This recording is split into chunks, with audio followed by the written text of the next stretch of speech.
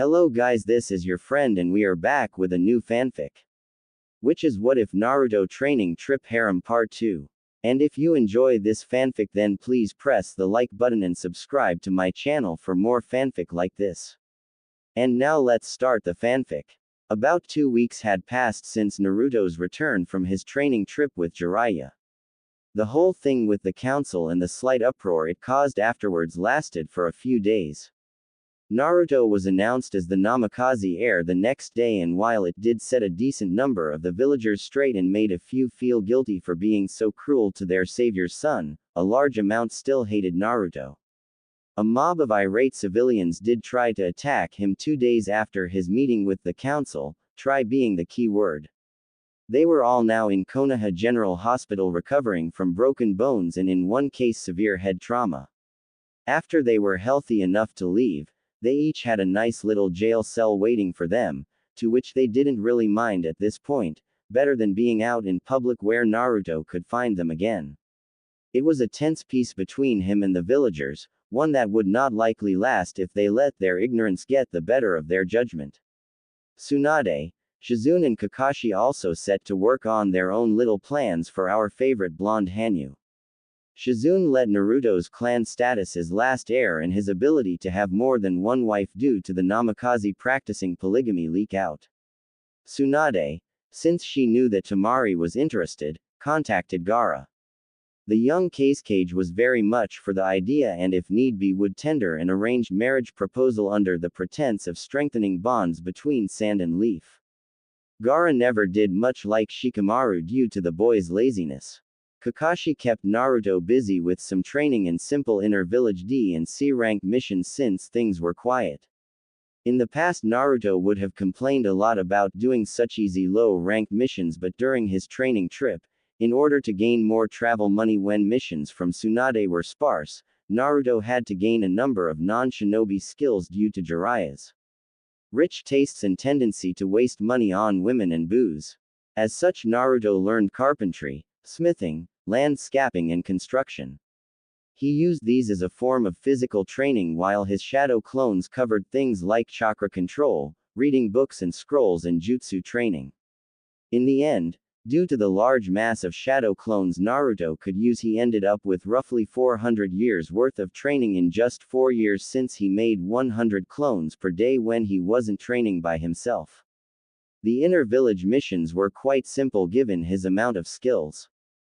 Gardening had always been one of his hobbies, and the Yamanaka flower shop occasionally needed some extra help in the greenhouses, so Naruto was assigned or rather hired as a part-timer. Much to Ino's delight, cooking was another thing that Naruto had become good at, especially baking.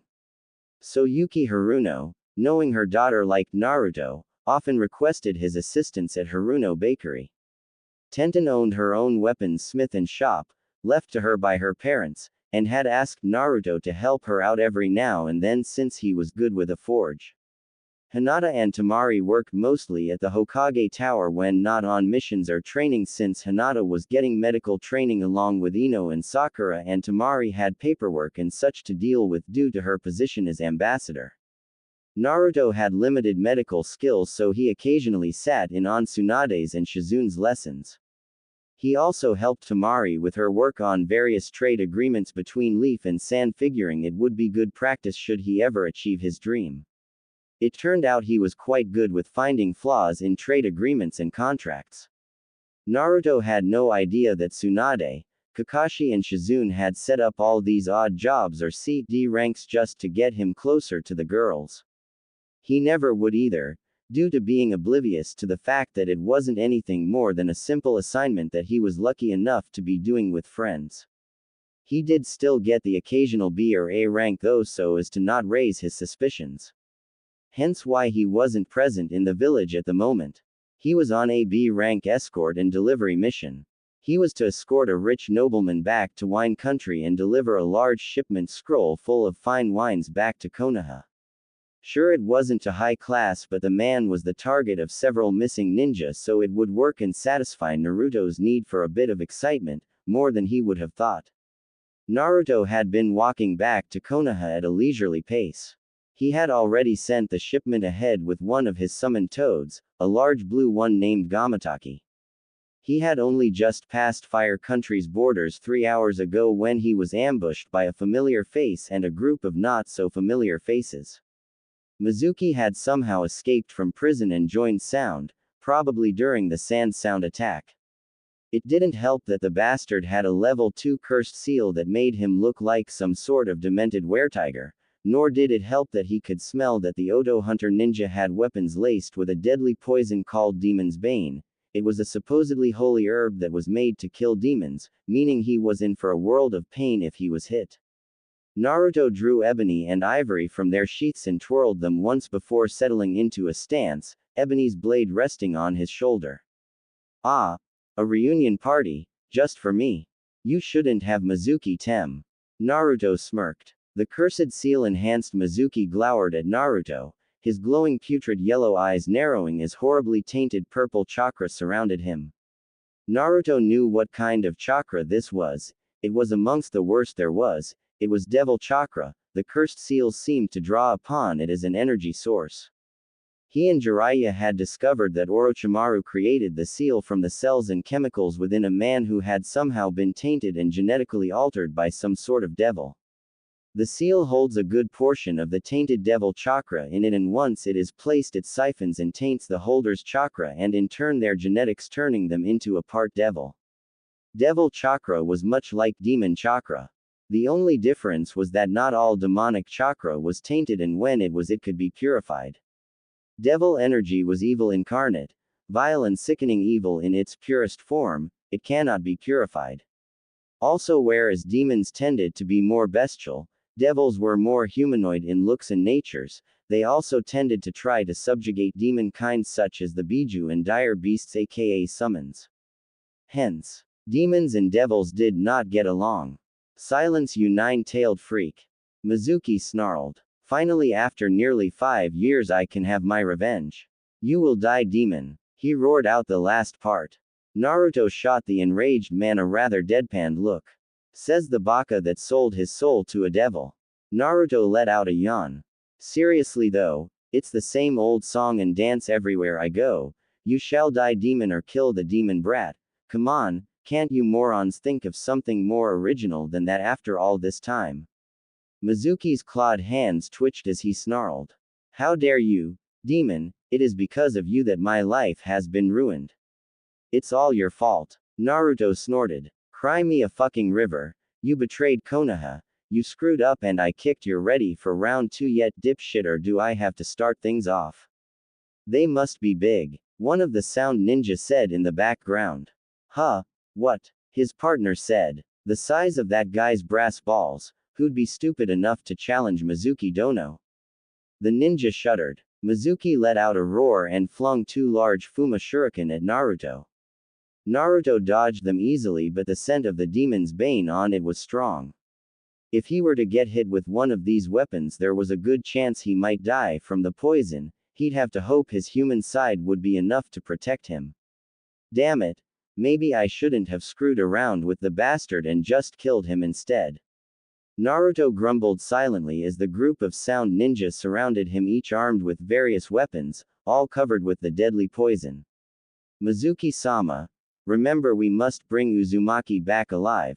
Sasuke-sama wishes to deliver the final blow and obtain his Magankyo. One of the sound ninja near Mizuki said. Why am I not surprised? I wonder as Sasuke Tem even realizes that the only reason Itachi left him alive and screwed with his mind so much was so that he could steal his Magankyo when the time came and could gain Madara's damn immortality and perfected Sharingan. Pitiful if you think about it, the sad little Avenger is still nothing more than a pawn. Naruto thought sarcastically. Mizuki growled, grabbed the ninja's head and smashed it in his massive clawed hands. I don't care what the little brat wants. I will have my revenge. Mizuki then hurled the corpse at Naruto, who in turn cleaved it in 2. With the distraction set, Mizuki gave the signal and his troops all began throwing countless shuriken and kunai laced with the deadly poison on it at Naruto. Naruto grunted in pain as he felt numerous kunai and shuriken embed themselves into his flesh along with the acidic burning from the demon's bane poison.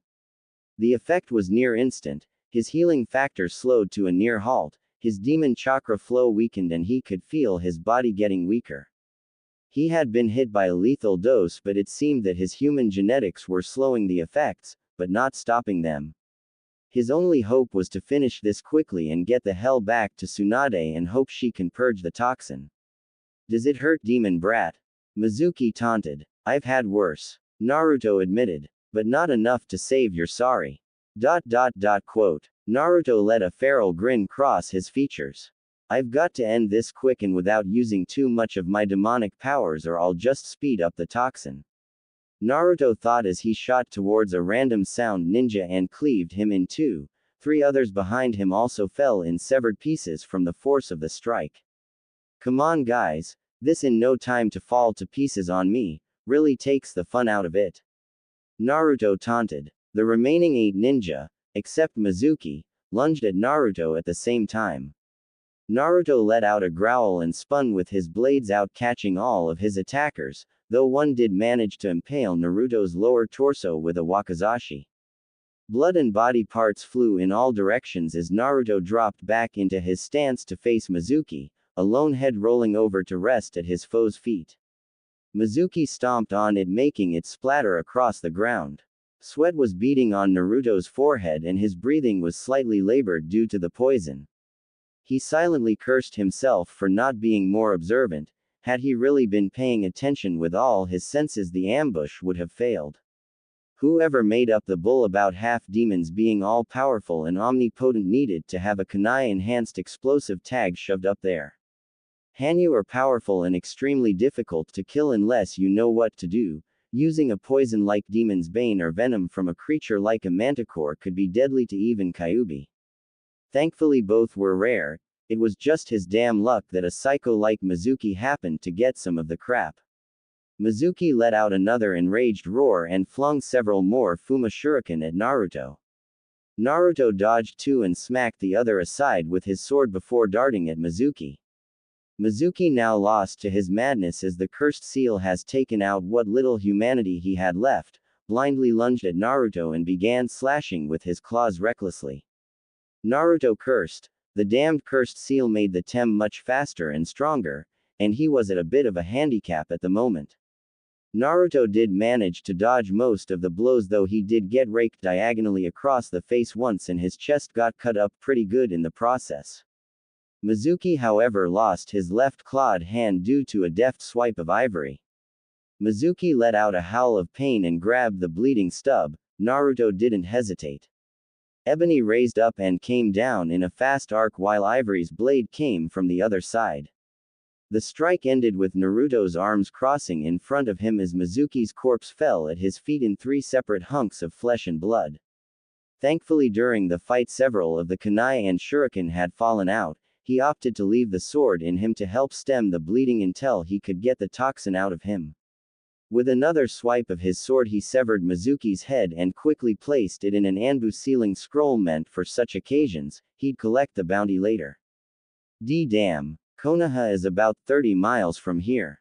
If I try to element port I'll speed up the damn poison, but if I run, I might be able to make it in about 2 hours. Damn Mizuki tem. Naruto grunted and took off in a dead run towards Konoha.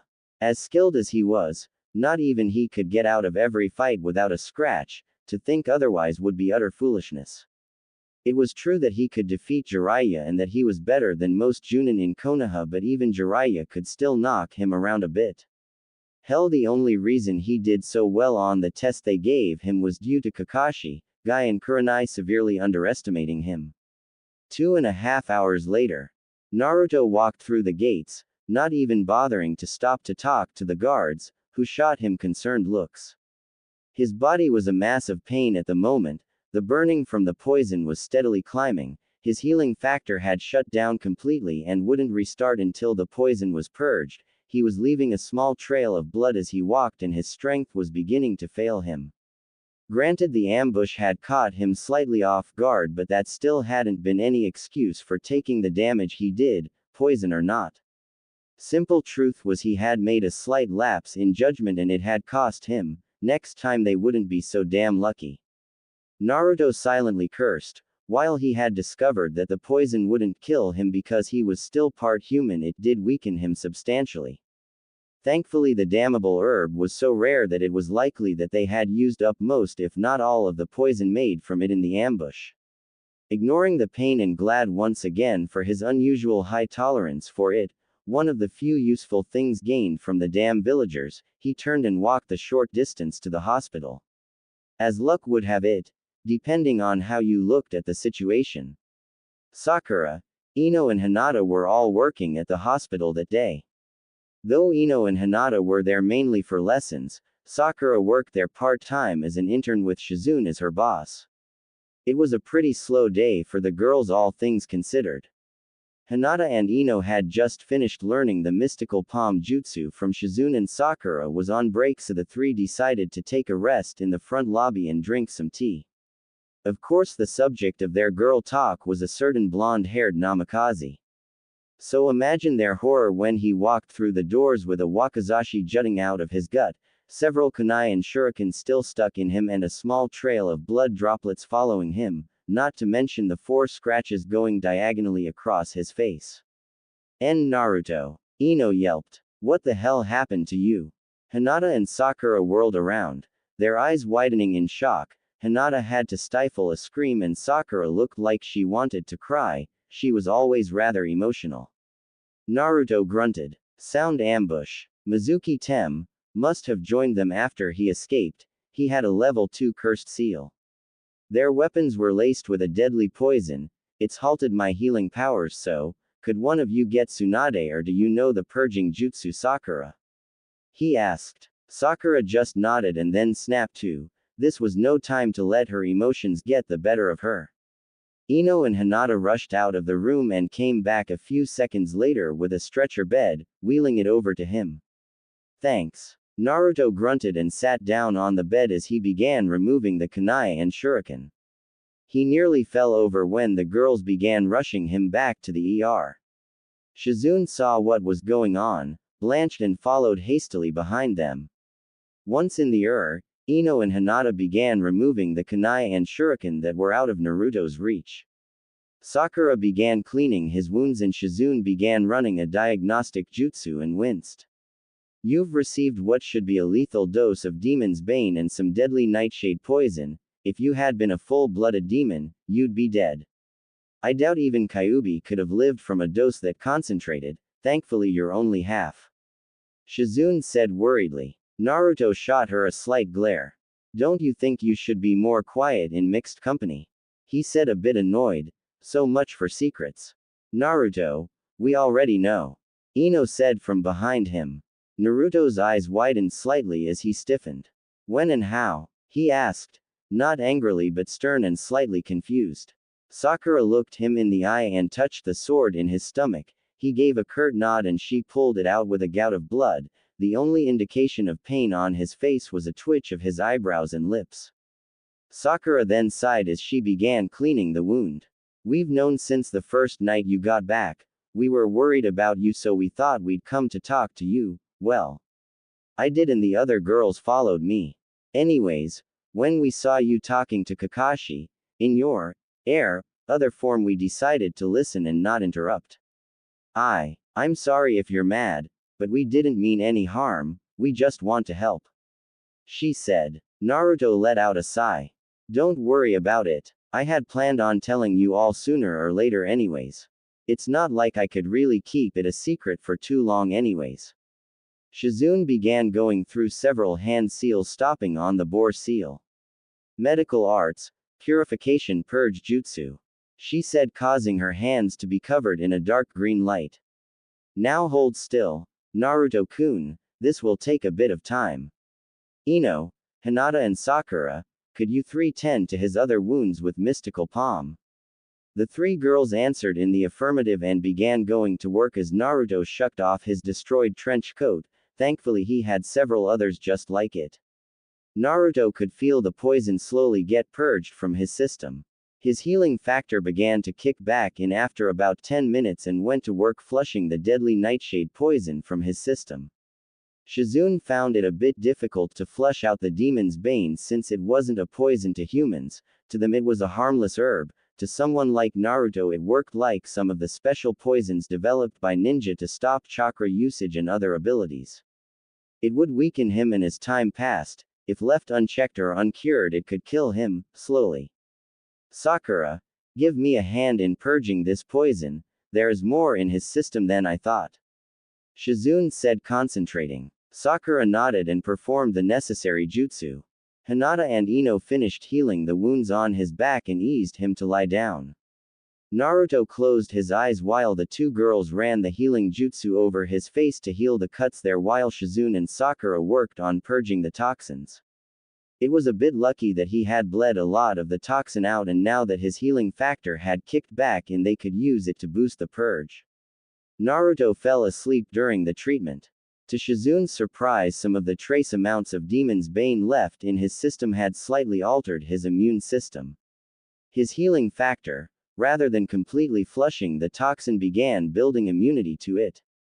Large doses would still weaken and harm him, but it was likely that they would no longer be lethal anymore, considering that his healing ability finished up for them and all traces of the toxin had vanished. It was also lucky that the rest of his wounds, including the ones on his face, had healed up without leaving any noticeable scars. Shizune gathered up the weapons that had been laced with the poison and placed them in cold storage, intent on creating an antidote for Demon's Bane. She also drew 4 vials of Naruto's blood to help with the testing. The 3 girls transported Naruto to a vacant room to rest. His system was still recovering from the toxin's effects, and it would take a day or so before he was back to full strength. Naruto woke as they placed him in a more comfortable bed. Thanks for the help, ladies. Naruto yawned a bit. I'm a bit ashamed I got caught off guard so easily. He was still sore and a bit tired from draining the poison, but he could feel his strength and powers returning to him steadily. By morning he'd be at his peak once again. Naruto sat up from his bed and prepared to get out of it. He had to go give his report and debriefing from Tsunade. And just where do you think you're going? Sakura asked, crossing her arms below her chest, causing her girls to raise a bit. Naruto swallowed and averted his attention elsewhere while Sakura smirked.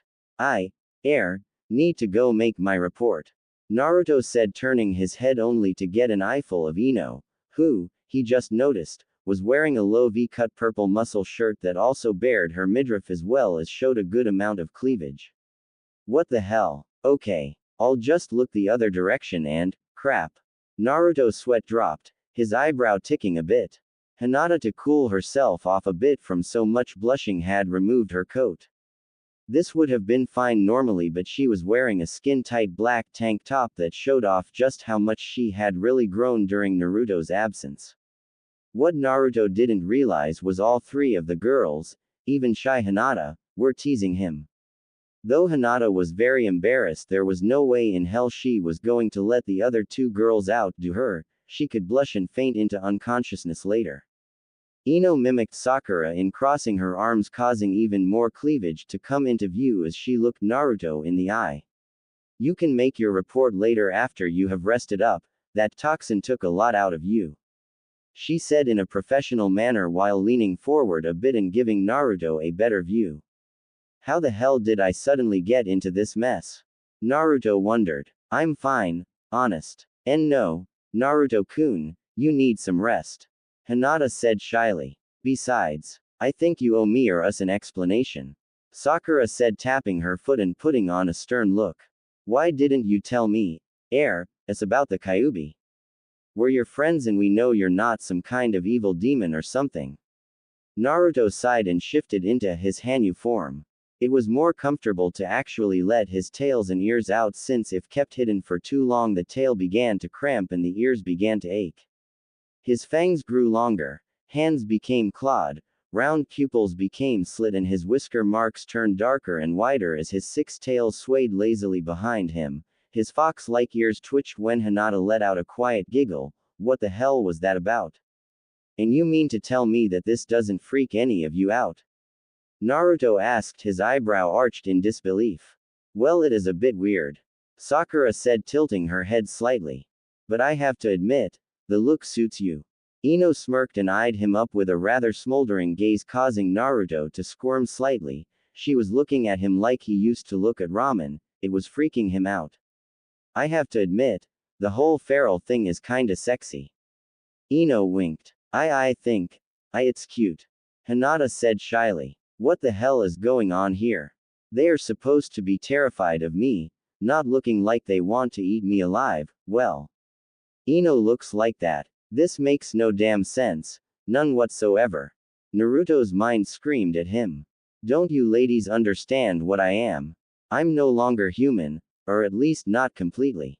Because of the seal, assimilating the fox Tem's power and his chakra, I became half demon, a Hanyu.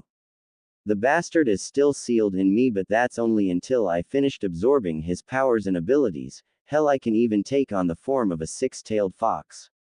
How the hell are you three not terrified of me? I'm going to be the next Kyuubi. Naruto ranted in confusion. Sakura shook her head. Do you plan on destroying the village then? She asked. What? Not a chance in hell. Naruto exclaimed, losing some of his composure.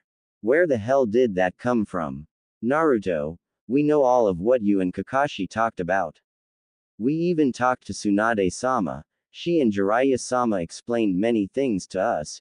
You horrible childhood, the hatred you have to deal with, and the responsibility of the power you now have.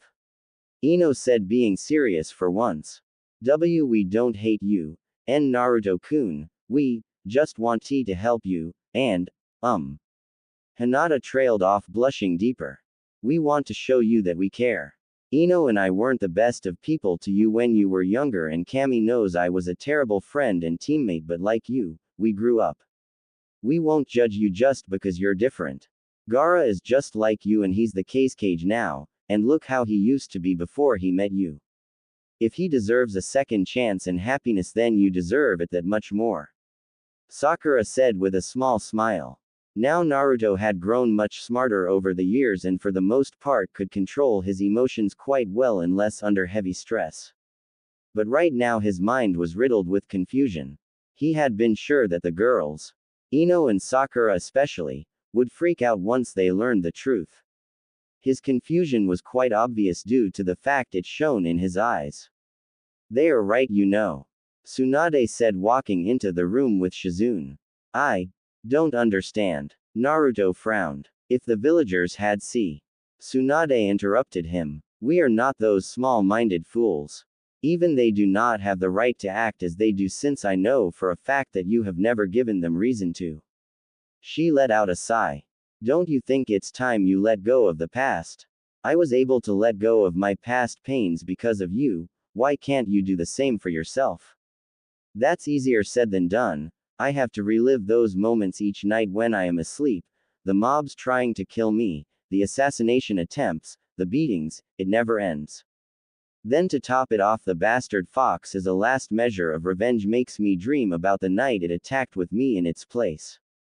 Naruto closed his eyes. The scary part is, sometimes I enjoy being the fox. I enjoy the destruction and the taste of blood. Hearing the screams sometimes even gives me a thrill. It's disgusting. He spat out the last part with a scowl. But you would never do any of those things. Shizune protested. No, I wouldn't. Naruto sighed. I know it's just the fur ball's last-ditch effort to try and corrupt me. To be honest, it's more annoying now than anything. It's why I don't fear genjutsu when cast on me. They don't really compare to those dreams or memories. Is there a reason you came here, Mom? Naruto asked, pushing his earlier confusion to the back of his mind. Yes, I wanted to check up on you and see if you were being nice to the girls and not trying to push them away with your insecurities. Tsunade smirked. Crap. Busted. Naruto groaned mentally. Okay, I get it. Not like I enjoy the whole angsty bit anyways. A few things then clicked into place and Naruto shot Tsunade a rather deadpan look. You are trying to set me up, aren't you? And if I am? She asked. Naruto's sweat dropped. Does this have to do with my clan scroll? Well, it looks like you really did get smarter. Tsunade quipped. Why complain? The girls like you and it's not like you're being told to marry them or anything. I just want you to give them a chance. All three of them. Are you going senile? Sakura is in love with Sasuke Tem. Clunk. Naruto was cut off by a metal bedpan to the face from Tsunade. I'm not senile and you forgot about Tenten and Tamari, they seem to like you as well. Tsunade said, crossing her arms. But, she's right, Naruto, we aren't asking for anything big right now, just get to know us. Ino said with a grin. But, I would like T to be, Naruto-kun's, girlfriend. Hinata said shyly. Quote. Exclamation mark question mark quote. But, no buts, Naruto-kun, did you honestly think I wouldn't have gotten over Sasuke after all this time? Sakura added. Just give it a shot, get to know them, go on a few dates or something. They can help you get over your past, we all can, but you need to let us in. Shizune stated. Besides, you've been brooding for nearly 2 weeks now and brooding doesn't suit you. I was beginning to think you were going to turn into a Uchiha. Tsunade jabbed. That should do the trick. I haven't been that bad. Naruto trailed off at the 3 glares leveled at him from Tsunade, Shizune and Sakura. Okay. Maybe I have. Sorry. I've just had a lot on my mind. I'll stop brooding so much and mellow out a bit. Naruto then looked at the 3 girls.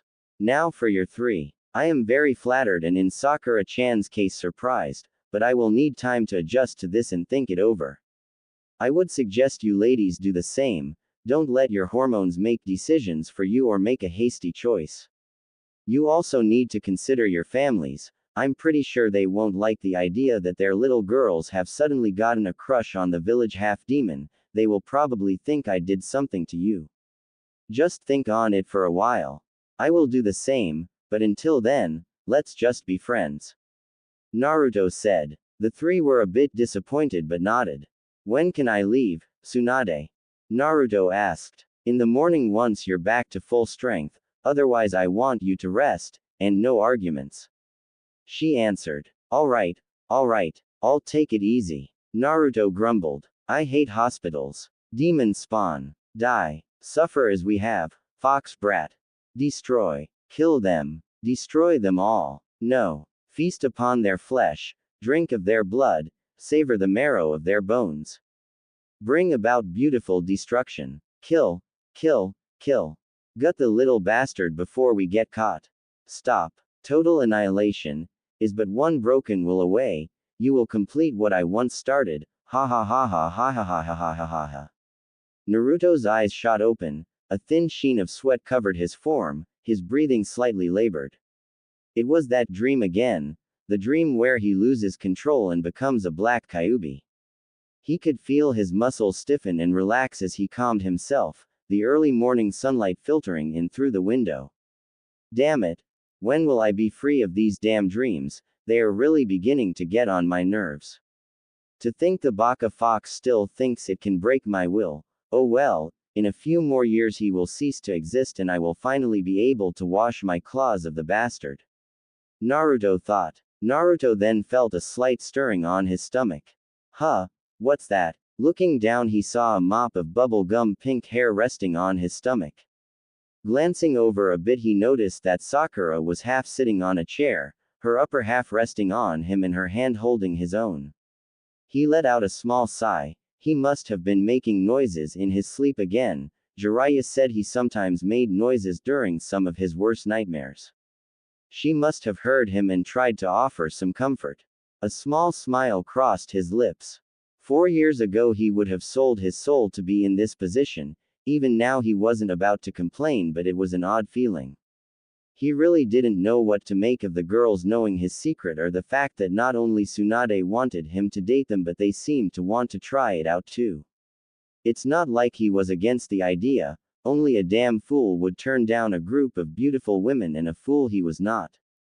It kind of weirded him out that none of them seemed to care that he was supposed to practice polygamy, perhaps women just looked at things differently. Though he would have thought, given their strong personalities, that they would not be so willing to even consider the thought of sharing. Once again it must be how they perceived the situation. Though one thing was for sure, if he did agree to this, things would be taken slowly.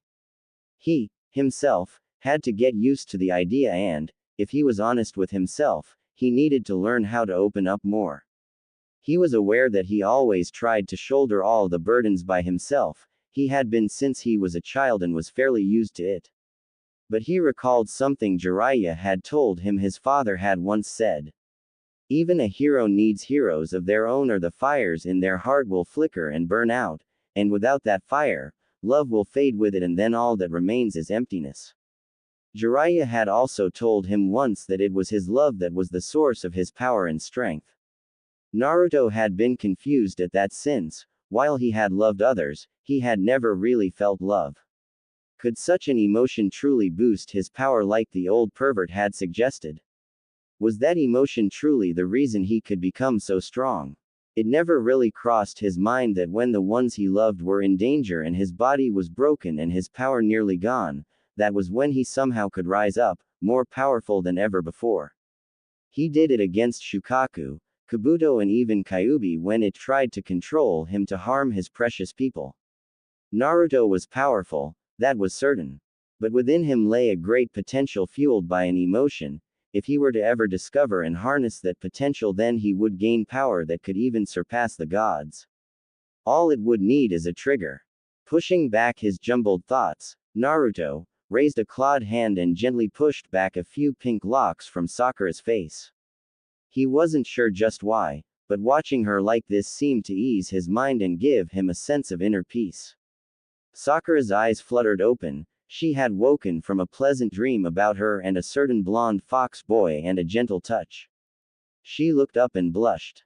Naruto was looking at her with the most kind and gentle look she had ever seen on his features. His lips were slightly turned up in a smile. His eyes, though still piercing, seemed to radiate warmth and gentleness. They were even giving off a faint glow. She had come in to check on him last night and had found him in the middle of a nightmare. She had tried to wake him up but she couldn't. He was whimpering slightly and occasionally letting out growls. He had been so tense and his body beaded with sweat. She felt so bad for him, so she tried to comfort him as best she could. When she grabbed his hand he seemed to calm a little. Eventually she must have fallen asleep. Good morning, Sakura-chan. Naruto said, his voice a bit softer than usual. Morning, Naruto-kun. She replied a bit shyly and sat up with a small yawn. Are you feeling better now? Naruto nodded and frowned slightly. The sudden loss of warmth suddenly bothered him. And she was still using the kun suffix. That was going to take some getting used to. I'm back to full strength, thanks to you and the others. Thank you for the help, Naruto said with a slight bow to show his gratitude. Sakura smiled. No problem, I'm just glad we could help. Naruto sat up and stretched a bit, his 6 tails stretching out behind him as he worked the kinks out of his bones. Sakura enjoyed the little show as he flexed his muscles and twitched his ears in a cute fox-like manner.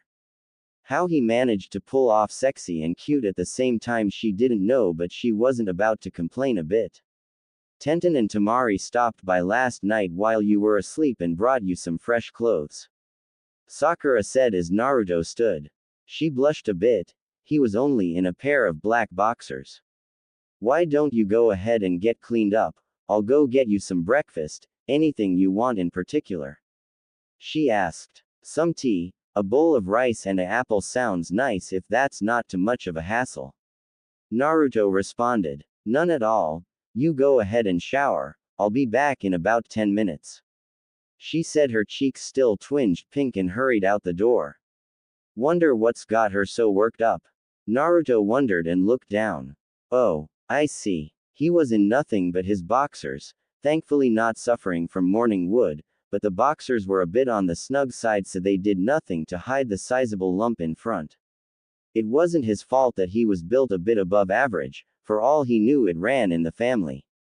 Slightly embarrassed, he quickly dismissed his Hanyu form and went to shower. He'd apologize to Sakura later. What he didn't know was that said pink-haired medic ninja was on the other side of the door, hastily stuffing some tissue up her nose to stem off the nosebleed she had gotten. Once that was under control, she scurried off to get them both some breakfast. Naruto wiped his brow of sweat and settled back into his stance. He was currently in his favorite training spot in the woods behind the Hokage monument, a simple clearing with a small river and spring-fed lake in the center of the clearing. Around the small lake were various flowers, medicinal herbs and even a few berry bushes. At one side of the lake was a large sakura tree that he liked to take naps in when he could. It was his secret place where he could come to be one with nature and relax, though he was sure that someone else would one day find this place he would protect it, it was his haven. At the moment he was standing out in the middle of the lake going through various kata for his mystical beast-style kenjutsu. He had stopped because a blue bird had flown down and perched on his sword, looking at him innocently. He smiled and watched the little creature as it hopped up and down his blade. On the other side of the lake he could see a small family of deer drinking from the lake. There was even a small family of foxes here. None of the wildlife in the area had ever feared Naruto, and he had for years, even before he became a ninja, had acted as their protector from hunters and such. This haven was as much theirs as his. The blue bird, its curiosity satisfied, flew off to get some food near one of the berry bushes. Naruto continued to go through his kata as he manipulated the water and wind around him. Swirls, spirals and arcs of water danced about his shirtless form and blades, his 6 tails flailing behind him as the winds blew through his hair and fur. Naruto's eyes began giving off a brilliant icy blue glow as he channeled more of his power, creating pillars of water on the lake. He began jumping between them as he continued his kata. He was determined to make sure that no more accidents like the one he had with Mizuki would happen again. He had been careless and hadn't even tapped into a quarter of his power or skill. Though that was partially due to the power-draining anti-demon poison he had been inflicted with, but the point was that he was more than skilled enough that it shouldn't have happened. He had been berating himself for nearly a week now. Of course, just because Naruto thought he was alone didn't mean he really was. The show was being enjoyed by quite a few people. Tsunade, Shizune, Sakura, Ino and Kakashi were watching from the Hokage's office via the viewing crystal. Hinata, who had perfected stalking Naruto to an art, was also watching from the tree line along with Tenten, both in different positions and using a much better form of concealment jutsu. Temari had returned to Suna several days ago for her tri-monthly reports. With an expert twirl, Naruto sheathed his twin swords and then began going through taijutsu kata. Further channeling his control of water and wind, he turned the pillars of water into a large sphere and used the wind to hold it in place. He then trained his ability to fight underwater and use his affinity to breathe the water. He then tied on a blindfold intent on training his blind fighting. Finishing his taijutsu kata, his body began glowing bright blue as the massive sphere of water was broken apart and turned into countless small orbs of water, all circling around Naruto. The orbs then shot at him as if to attack. Naruto's form blurred as he used his inhuman speed to attack or block the orbs of water. The people watching were stunned to see such a show of not only skill but raw power. Naruto was hitting and blocking each orb of water that came at him using both his arms and his 6 tails. The truly frightening part was that he wasn't even tapping into his demonic powers, it was all his human powers. As the last sphere of water flew at Naruto, he held his hand out to halt it. He gestured with his hand and grabbed it as it writhed and took the form of a double-edged long sword and froze into ice.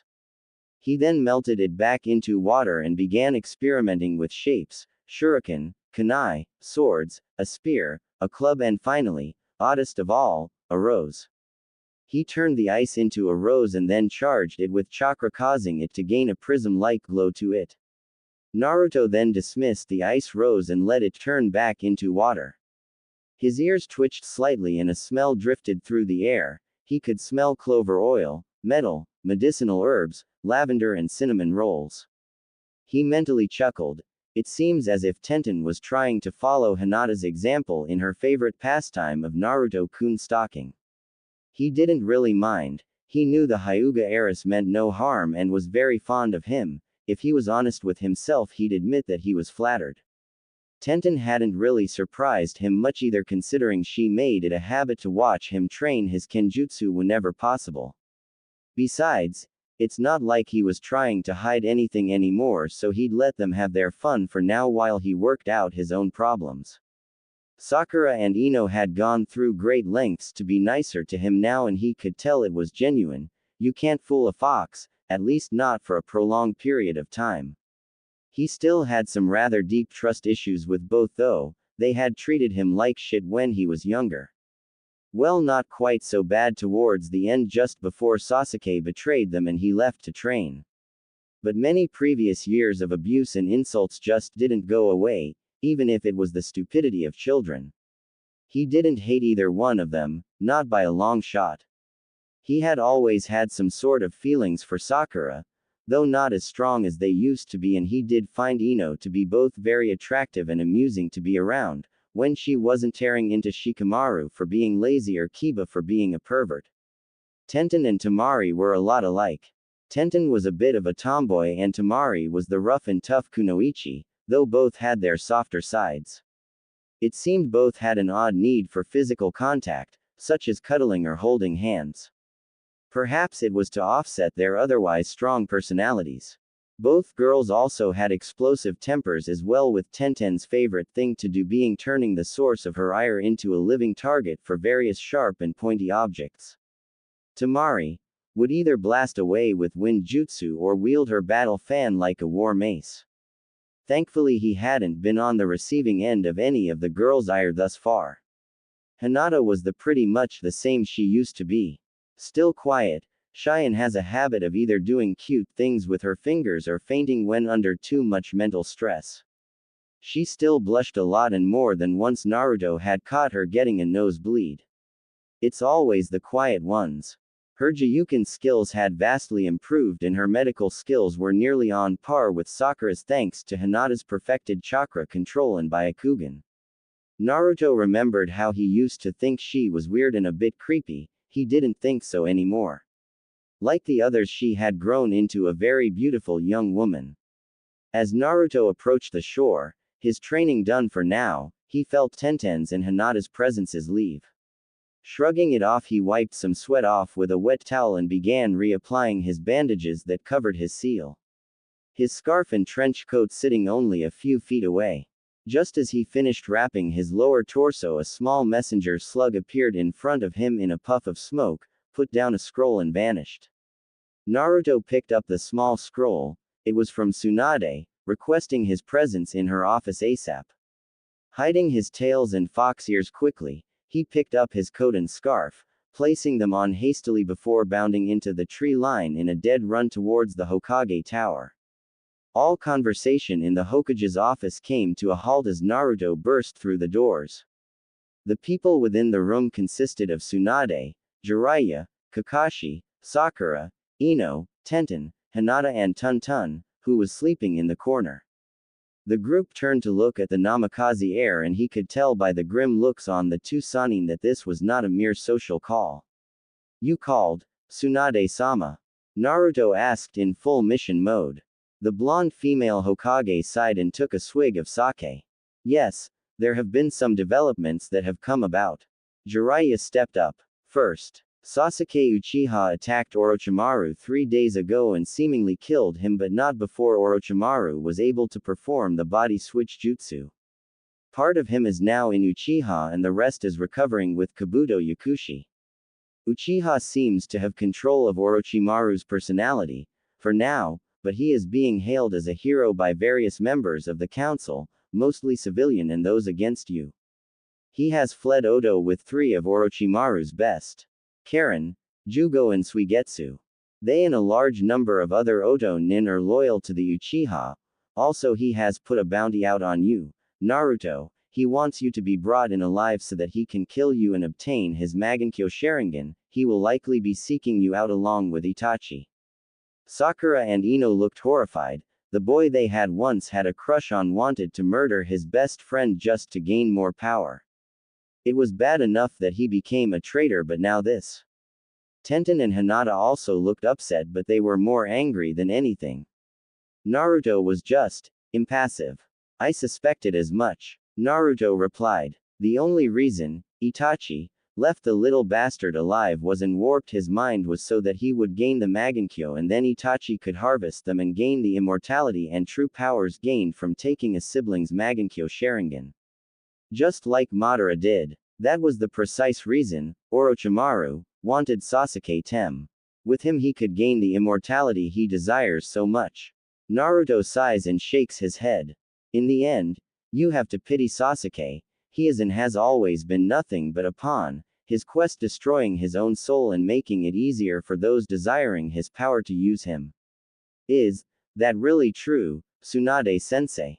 Sakura asked, looking a bit ill. Sure, she wasn't in love with the boy anymore, but she still did want him back as a friend. I'm afraid so, Sakura. Tsunade answered. Madara, the founder of the Uchiha clan, gained great power and immortality but at a nasty price. You see, in order to gain the Magankyo level of Sharingan you must murder your best friend in cold blood. No matter how cold-hearted you are, there will always be a twinge of guilt over the death you caused. This awakens the ultimate form of the Sharingan. The other price of this is a disease that comes with the power. It slowly eats away at the eyes and chakra centers within the eyes, causing the holder of the Magankyo to eventually go completely blind. However, if you have a sibling who also has a Magankyo level Sharingan and you steal that sibling's eyes to replace your own, it not only stops the disease completely but it grants a horrible level of tainted power and immortality to the one who did this. Madara was the first to discover it and we believe that he trained Itachi so that he could join him. Sasuke also knows of this and is seeking to take his brother's eyes since Itachi has not experienced any problems from the Magankyo disease yet. But he can't gain this power until he has his own Magankyo, that is why Naruto is his other target. Tsunade explained. Does this have something to do with that cursed seal thing that Orochimaru put on him 4 years ago? Ino asked. Not completely. Jiraiya said. The cursed seal of heaven uses an odd combination of tainted devil chakra and cells extracted from one of Orochimaru's experiments. It does eventually corrupt the mind but only with the person's own dark emotions and thoughts. It doesn't create what is already there. The cells cause corruption but only take hold if the person is liable to be corrupt in the first place. The seal cannot make the inflicted person do anything other than what they would already be slightly inclined to do. It removes their inhibitions on their darker personality aspects, so to speak. When that happens, the evil chakra, the seal, draws power from further taints the person and alters them on a genetic level. It makes them into a type of Hanyu like Naruto, but by using a power and being far more evil and tainted than even Kyuubi was. Devils, Naruto said. Devil kind is the foulest and most evil of entities out there, literally evil incarnate. Even the lowest level of devil is on par with a four-tailed demon. The difference between the two is that demons are initially beasts of various tails. Some are smart and others are completely primal. Some of the tailed beasts even act as protectors of certain areas. Gobi the five-tailed wolf is a master of elements and illusions and acts as a guardian of forests and mountains.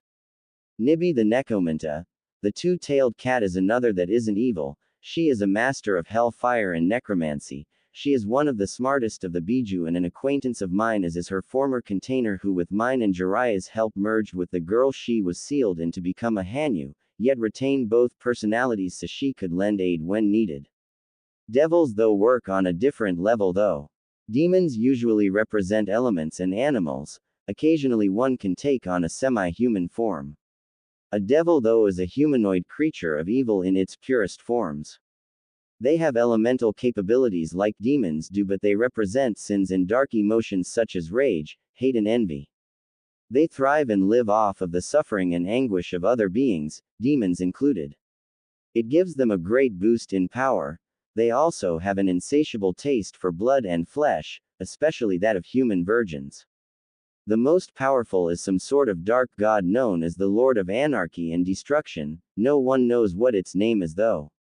The ones you really have to be careful of are the Sin Lords. They are very powerful, easily matching Kyuubi, and usually are backed by armies of lesser devils, enslaved demons and nightbreeds like ghouls, vampires, zombies and the like. Naruto explained. Have you ever fought one of those devil things? Tenten asked. Naruto nodded. Once, a famine devil, It was causing mass destruction of crops in far wheat country. Its favorite thing to do was suck the life force from anything it came in contact with. Damn thing nearly killed me the first time I fought it. If I hadn't awakened my sixth tail fighting it, I probably would have died. The others in the room winced. No one liked the idea of something powerful enough that could kill someone as powerful as Naruto. Jiraiya remembered that fight all too well. It was when Naruto discovered the secrets behind the two swords his father left for him. It was also during that time that Jiraiya saw another power slowly beginning to awaken within Naruto, one that was still locked away. It was beyond any power he had ever seen, but for some reason, Naruto couldn't unlock it. An elder sage they had visited in their travels had told him that Naruto couldn't unlock the power without first obtaining the key, which he called the sacred element. It still gave the old pervert a headache trying to figure out the ancient sage's true meaning. There is something else too, Tsunade said, getting everyone back to the subject. Naruto, I have a mission for you, Kakashi and whoever else you see fit to take with you. We told you about the Uchiha first because there is a chance you might run into him on this mission. This will be your first Chunin mission and I am placing you in charge. She paused for a moment and then continued. The cage of Suna has been kidnapped by the Akatsuki. She said. Gaara, when the hell did this happen? Naruto asked, slightly surprised. Temari had told him about Gaara becoming the new cage about a week ago. Naruto had been happy for his friend since Gaara's reasons were to gain more precious people and protect them. Temari-san sent a messenger bird here about a half hour ago. 2 members of the Akatsuki named Sasori and Deidara attacked Suna a few days ago just before she got there. Her brother Kankuro was badly injured in the fight. She and a healer named Chio requested our help to get him back. Also, Itachi has been seen in the area as well. Once you get to Suna, Temari and Chio will guide you to where the Akatsuki have taken Gaara to extract Shukaku. It should take them about 2 to 3 days to do so. Tsunade said. But it'll take that long to get there. Suna is a 3-day journey from here, even for a Junin.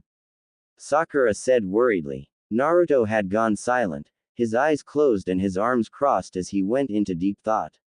This was a problem. Asuma, Choji and Shikamaru were out on a mission to Spring Country, solidifying trade agreements. Guy, Lee, Neji and Kiba were also out on a mission in Water Country. He wasn't sure of the details, only that they were in Kiri, the village hidden in the mists. Kurenai was out on maternity leave, having discovered her pregnancy 6 days ago. Enko was also out due an assassination mission in Grass Country. The only people he could take were in the room with him. All right, Naruto said, opening his eyes. I can get us all there in about a day and a half, maybe less if we don't run into problems. Kakashi-sensei will be my co-leader for this mission. If I am not around, then he is in charge. I want Sakura, Ino, Tenten and Hinata to come as well. Sakura will be our main medic, Ino our interrogator, Hinata can act as a scout and Tenten's ranged kenjutsu skills will help. Ero Sennin, I want you to stay here and help mom keep things safe here. Jiraiya nodded, taking pride in how quickly and efficiently Naruto was taking hold of the situation, though he really wished the teen would stop using that damned nickname. Kakashi and Tsunade were also quite impressed. The girls were just glad to be helping their crush. We will leave in exactly 30 minutes, gather all you will need for a 2-week-long mission and meet me at the East Gate. Naruto said to the group. But how will we get there so quickly, Naruto-kun? Hinata asked. Naruto gave her a lopsided smile. You'll see soon enough, Hinata-chan, now let's go. He said and flame ported out of the office. The others looked at each other, nodded and vanished in either puffs of smoke or swirls of leaves. Will they be alright, Jiraiya? Tsunade asked, feeling a bit worried. The pervert, for once trying to be comforting, placed a hand on her shoulder. There isn't much out there that can actually kill Naruto anymore, and trying to extract the Kyuubi is impossible now that Naruto is a Hanyu. The Akatsuki is strong, but it would take almost all of them to take down Naruto in a fight if he releases his full power. Many would think that being half-demon is what gives him an edge, when in truth it is his half-human side that gives him the edge he will need. Have faith in him, Tsunade Harem, he has grown much, not only in power but heart as well. He will protect them all and bring them back home safely. Jiraiya said confidently. I hope you're right, Tsunade said in but a whisper. 30 minutes later, Sakura, Tenten, Ino and Hinata ran up to the east gate followed by Kakashi who had appeared from a puff of smoke. They could see Naruto waiting a short ways outside of the gate. He was leaning against a tree, eyes closed and seemingly unaware of his surroundings. However, before the group could get within earshot of him he stood up to his full height and opened his eyes. Okay, we're here, Naruto, how do you plan on getting us to Suna so quickly? Kakashi asked curiously. Naruto just smiled and walked a bit of distance from them. Like this, he said simply. Naruto's chakra spiked harshly causing him to be surrounded by a sapphire and ruby spiral of energy. There was a sudden mass of black smoke that filled the area. A large golden furred tail with a silver tip swept out from the smoke as it began to clear. The breeze picked up and the smoke was carried off. The group could only stare in shock. Standing before them was a six-tailed demon fox, a little larger than a small house and with fur the same color as Naruto's hair. Its eyes gave off a gentle icy sapphire blue glow and held a familiar piercing nature about them. The fox looked like a six-tailed version of Kyuubi, but the fur color, eye color and overall feeling around it was the complete opposite of what was expected with the nine-tailed demon. There was no bloodlust, killing intent or malicious feelings, just a strong feeling of safeness and security. Naruto padded up to them a bit and then lay down, lowering his massive head to look at his friends' stunned faces as his longer than usual fox ears twitched slightly as various sounds filtered into them. A slightly amused glint could be seen in his glowing blue eyes. This is my full demon form, though it is not as large as I can grow. Naruto said in a soft demonic voice. Naruto-kun, is that really you? Sakura asked in awe as she shyly touched his furry muzzle. Despite its stiff and spiky look, the fur was soft and silky to the touch, much like some of the fine silks and satins that were imported from Kiri. Yes, Sakura-chan, it's me. I'm pretty fast, so I'll be carrying all of you to Suna. This was the fastest and most efficient method I could come up with. Naruto replied, secretly enjoying the pink-haired girl's petting of his fur. Tenten, Ino and Hinata were each looking at him with big eyes. The word cute was flashing through their mind. Kakashi's sweat dropped. Leave it to these girls to see Naruto's full demon form as nothing more than an overgrown puppy or stuffed toy, though part of him was impressed with Naruto's line of thought.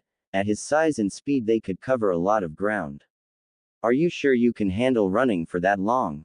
Kakashi asked. Yes, I had loads of stamina before, but now it is near infinite. Naruto answered. The four girls flushed slightly as they thought of other, very fun, uses for such monstrous stamina. Kakashi noticed and stifled a perverted giggle. All right, ladies, sensei, climb on. Naruto said. The four girls happily climbed onto Naruto, each secretly enjoying the feeling of his soft fur and pleasantly warm body. Kakashi chuckled a bit and hopped up and sat down towards the middle of his back. Each of them had the presence of mind to start using a bit of chakra to ensure that they could cling to Naruto's massive form, since it was likely that traveling at high speeds they would fall off otherwise. Hold on tight, here we go. Naruto warned and got up, turned and began bounding off in the direction of Suna. Naruto created a small wind barrier around them so that the roaring of the wind wouldn't cut out conversation or sudden noises that they would need to hear. It also kept them from getting blown off.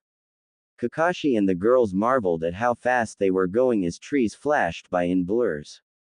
Naruto had even bounded over a small village that was in the travel path, scaring the shit out of the commoners. Kakashi laughed when a drunk looked at his sake bottle, scowled and tossed it aside as they passed. This is so awesome. Ino whooped out excitedly. Sure beats riding horses. Tenten agreed. This fur is so soft. Hinata said, blushing. If Naruto-kun ever gets tired of being a shinobi, he would make a great taxi service. Sakura said as she relaxed into the large fox's neck. Ino suddenly got a lecherous grin on her features. I wonder what the other girls in Konoha would think if we told them that we got to ride Naruto-kun. She wondered. Oh, now things just got interesting. Kakashi thought with a quiet perverted giggle as the other three blushed. Hinata nearly fainting in the process. Ino, that's so naughty. Tenten giggled. True. Ino giggled. But I bet with his stamina he could keep all four of us entertained for quite a while. Hell, even Tamari could join in on that and he'd probably still wear us out. Ino. Sakura chided while wiping some blood trickling out of her nose. Tenten and Hinata weren't doing much better as they got mental pictures. Even Ino got a slight nosebleed from her own thoughts. I wonder if I should let them know that I can hear every word they say. Though I'd never pegged Ino as a pervert, and what the hell is that smell coming from them? Oh, well, damn, that's unexpected, hope they brought some changes of clothes. Naruto silently mused with a sweat drop. Now, Naruto was actually quite flattered that the girls found him so attractive, but he wanted more than the physical when it came to a relationship, that is if he actually chose to pursue one. He knew the girls were aware of his circumstances and had on several occasions held discussions about him. According to Tsunade, the first two talks nearly ended in a five-way brawl between the girls since none of them really wanted to share. But from the sounds of it, they had worked out most of that problem. Naruto fought back the urge to sigh. Why couldn't his life get easier just for once? It had been a little over half a day since the team's departure from Konoha and Naruto's large form was still running at full tilt towards Suna. They were actually making better time than previously thought. They had already passed the halfway point.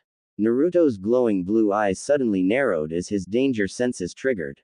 There was an odd scent in the air, a mixture of clay, blood and ash from explosives. Looking up, he saw a very large bird made of clay coming at them, a flock of smaller birds fanning out in front of it. Shit! Hold on back there, we're under attack. Naruto roared out and erected a dome of crimson chakra over them. The smaller birds impacted with the shield and blew up in multiple and quite loud explosions. Naruto lay down and his passengers quickly got off of him. Naruto shifted into his Hanyu form as the large bird landed in front of them. A feminine-looking man with blonde hair smirked at them. Behind him was the familiar form of Itachi Uchiha. Art is a blast, yeah. The man said cockily. The name's Deidara, formerly of Iowa. Now hand over that tailed beast you guys were riding on, yeah. Like I'd go anywhere with you two goblins. Naruto grumbled irritably. Kakashi snickered at the barb as Deidara took offense. Kakashi-sensei, you up for handling Weasel Tem while I handle Goldilocks here? I should be able to handle him. Kakashi said confidently. Good. Just in case though, take Sakura, Hinata and Ino as backup, in case he tries Tsukiyomi again. Tenten, I want you to cover me from a safe distance while I handle our gender-challenged friend here. Naruto said, getting an affirmative from the others. Oi, I'm a guy, damn it. Deidara shouted indignantly. And for that matter, I thought the six-tailed was a lizard, yeah. Naruto released his shield and leveled a death glare at the two as his killing intent filled the air. Glowing blue eyes turned glowing red, his six tails flailing behind him like cobras waiting to strike. I am not the six tails. I am Naruto Namikaze Uzumaki, Kitsune Hanyu and soon-to-be nine-tailed lord. Sorry to burst your bubbles, but the Kyuubi will soon cease to exist. I will take his place, but as a Hanyu, though please do try to capture and seal me. I need the entertainment. Naruto purred the last part sinisterly. Deidara scowled at the blonde Hanyu as Kakashi and his group shot off after Itachi. Tenten backed off a safe distance and began preparing her throwing weapons. Another flock of clay birds shot out at Naruto, this time from all directions, each bird turning into a shuriken.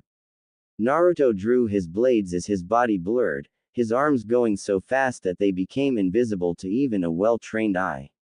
The sounds of loud clangs filled the air as hundreds of clay shuriken were either blocked or destroyed. Some did manage to get past Naruto's defenses, though leaving him with quite a few new wounds. Not that it was a worry, these weren't laced with a deadly poison, so his healing factor kicked in quickly. Naruto stopped and faced his enemy once again. He could tell that Kakashi and the others were having some trouble against Itachi. Seeing as how this was the Akatsuki and he was in a hurry, the time for play was over. Tenten gasped as Naruto settled into a stance as a mixture of purple, red and blue chakra swirled around him in an angry torrent. This stance, she had heard of it in ancient Kenjutsu legends. It was said that a warrior of legend once walked ancient Earth in a time before the first great human apocalypse. He had two blades, one of pure light and the other of pure dark. His skills and power was unmatched by any mortal and many immortal beings. He was the last of the great demon devil hunters. Arashi Kazama, master of the mystical beast style. But he passed on millennia ago, and with him it was thought his style and blades were lost. Naruto-kun, just who are you really? Tenten whispered. Deidara blanched when Naruto glared at him. The kid's killing intent was as bad, if not worse, than the Kyuubi's had been in its prime. And his eyes, those baleful, crimson glowing eyes, those eyes that now seemed to have flames burning within them. The power he was radiating, it was scorching and ripping up the ground beneath him, and the dam level continued to rise. The feminine Akatsuki member knew he stood no chance against this thing unless he had better help. Frantically he created a clay clone and prepared to do a substitution to make his escape. He needed to get back to Sasori to help with the extraction of Shukaku. Their leader wasn't going to like this turn of events. It meant that the Kyuubi would likely be out of their reach, and he had been pissed off for months about losing the Nibi to its host. The chakra around Naruto switched to a mixture of red and white hot fire, oddly not harming him but making him look all the more fierce. A piercing trill thundered through the air as the flames began taking a form around the young Hanyu, the form of a large bird of fire. RRRAAAWWWKK. The fire bird screeched once more as Naruto crouched down and two flaming wings spread out. Mystic Arts, Blazing Phoenix Rush. Naruto snapped, followed by another thundering trill. Naruto's form incased within the massive fire bird shot forward, scorching and tearing up the earth beneath him. Deidara cringed. The kid was too damn fast. The feminine Mon's form was blasted straight up into the air with Naruto's flaming form right behind him. The flaming bird containing Naruto flashed by Deidara at breakneck speed and stopped 50 feet above him and hovered there. Naruto looked down at his prey. Time to finish this. Mystic Fire Release. Phoenix Flare Inferno. Deidara's eyes widened as his eyebrows rose up into his hairline. Hanyu Naruto had thrust his blades in a down-slash motion and caused the flaming fire bird surrounding him to shoot towards him. Below the spectacle, Tenten let out a strangled eep and got the hell out of the blast zone area. That thing was going to hit, and hit very hard. At this point she was beginning to wonder, who was more deadly, her crush or the damn idiots after him. She let out another uncharacteristic eep when Naruto suddenly appeared in front of her, wrapped his arms and tails around her and erected a glowing red barrier. She flushed bright pink at the feel of his muscles pressed against her body, but her eyes could not be peeled from the sight before her. The massive fire bird had hit its target and struck the ground, causing a minor quake. The ground at the impact zone was ripped up, scorched and incinerated all at the same time as a small mushroom cloud rose from the crater. Deidara, burned and bruised, managed to get out of the way at the last moment using a substitution. Naruto's eyes narrowed as he flew off at high speed on the back of one of his giant clay birds, cursing Naruto the entire time. Naruto looked down at the girl he had shielded from the blast. Her hands had, be it consciously or subconsciously, started traveling up and down his muscular torso. Tenten's eyes had glazed over as she felt Naruto's rippling muscles beneath her fingertips, and she suddenly forgot the reason she was there as her head began to swim in a haze of emotion. Her cheeks were tinted bring pink, and if Naruto was honest with himself, she looked very cute at the moment. Never mind the fact that her touch was causing him to flush slightly as well. However, he settled for cocking an eyebrow at her. Tenten, you okay? Yeah, you're fine, never felt better, such nice hard. Eep. She startled as her mind suddenly registered what was going on. Naruto-kun. You, fine, let's go help the others. She stumbled out as he let go of her and idly noted a frown on her features at the loss of his touch. Naruto frowned a bit. What the hell is with all these girls falling for me all of a sudden, and that musky smell coming from them? Damn it. I don't have time for this. Tenten, you back up the other girls, I'm going to help Kakashi eliminate a certain weasel Tem.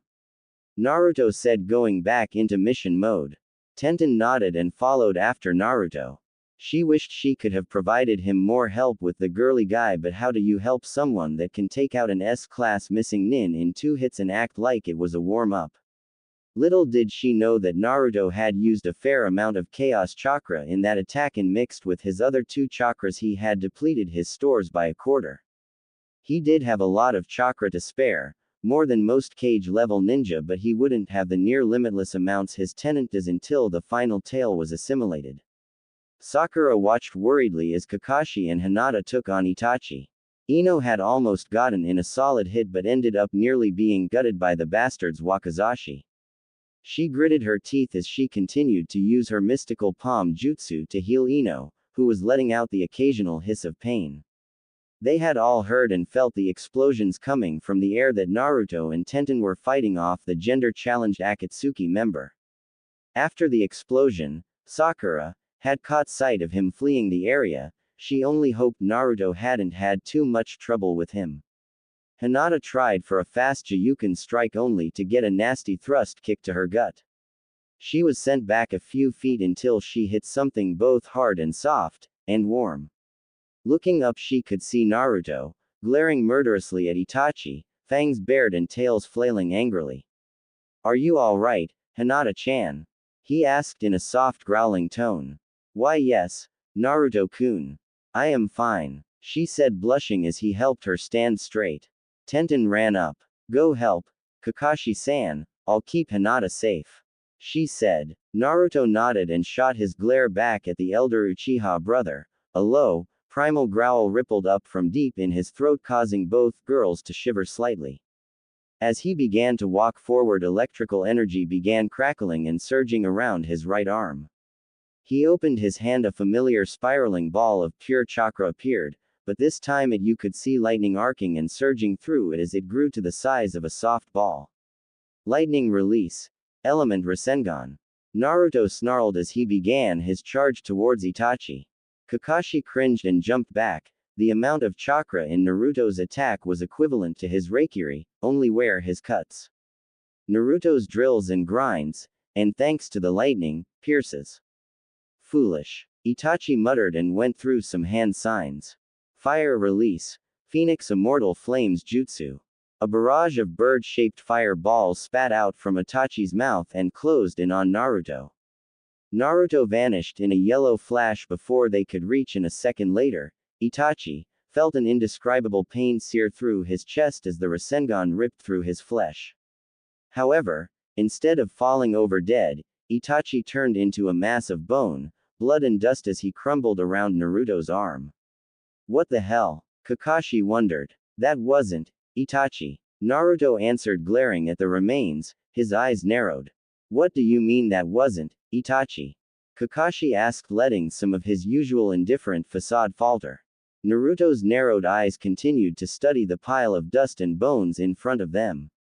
A frown forming on his face as he sniffed the air, his tongue flitting out to taste the air for a moment. It's just as I said, that wasn't Itachi, rather it was a rather vile form of kinjutsu. That, or rather it was known as a dead soldier clone. It requires the body of a recently killed person, a good amount of chakra and the blood of the person you wish to have the clone mimic. It is a bit like Orochimaru's cursed earth summoning, except this doesn't revive copies of fallen people but makes an exact subservient duplicate of a living person with all of that person's personality, powers and abilities. The reason it has to be a recently killed person is because chakra doesn't leave the human body for 24 hours after death, and this jutsu makes it easier when you either want to have someone in two places at once or to have a very good decoy, since it's an exact copy of the person cloned and more stable than a shadow clone. I have a variation called a blood clone that I can do that is similar to this, but it requires a large amount of chakra and a blood sacrifice from me as well as a shadow clone. Naruto explained. But who has the kind of power to do such a horrible jutsu? Ino asked as Sakura helped her walk over next to them. The Akatsuki leader, Pian, would be more than capable, or perhaps someone else just as powerful. Naruto answered and turned to look her over. The wound she had gotten was still red and tender. Why isn't your wound fully healed yet? He asked with a frown. Sakura scowled. That bastard had some sort of poison on his sword. I managed to extract it, but doing so cost me most of my chakra. I was barely able to finish patching her up. Naruto went through several hand seals and his hands began glowing a rich emerald green color. The girls gasped in shock. When did you learn medical jutsu? Tenten asked. During my training trip, Mom sent a few medical scrolls with me so I could learn some basics like mystical palm, chakra scalpel and the poison purge jutsu. I learned that if I use some of my own demonic chakra with it, I can make more powerful versions, including my purification jutsu. But if something is messing with my chakra, like when I was poisoned, I can't do squat. Besides, I'm a field medic at best. I only know a few others like the diagnostic jutsu and pain reliever jutsu. Other than that, I don't know much other than mandatory first aid. Naruto stated as he quickly finished healing Ino's wound. You could see a few beads of sweat on his brow due to intense concentration since his chakra was more potent than a human's. Thank you, Naruto-kun. Ino started. Don't worry about it, Naruto said and gave her and Sakura a soldier pill each. Take those and we'll get on our way, that is if no one else needs medical attention.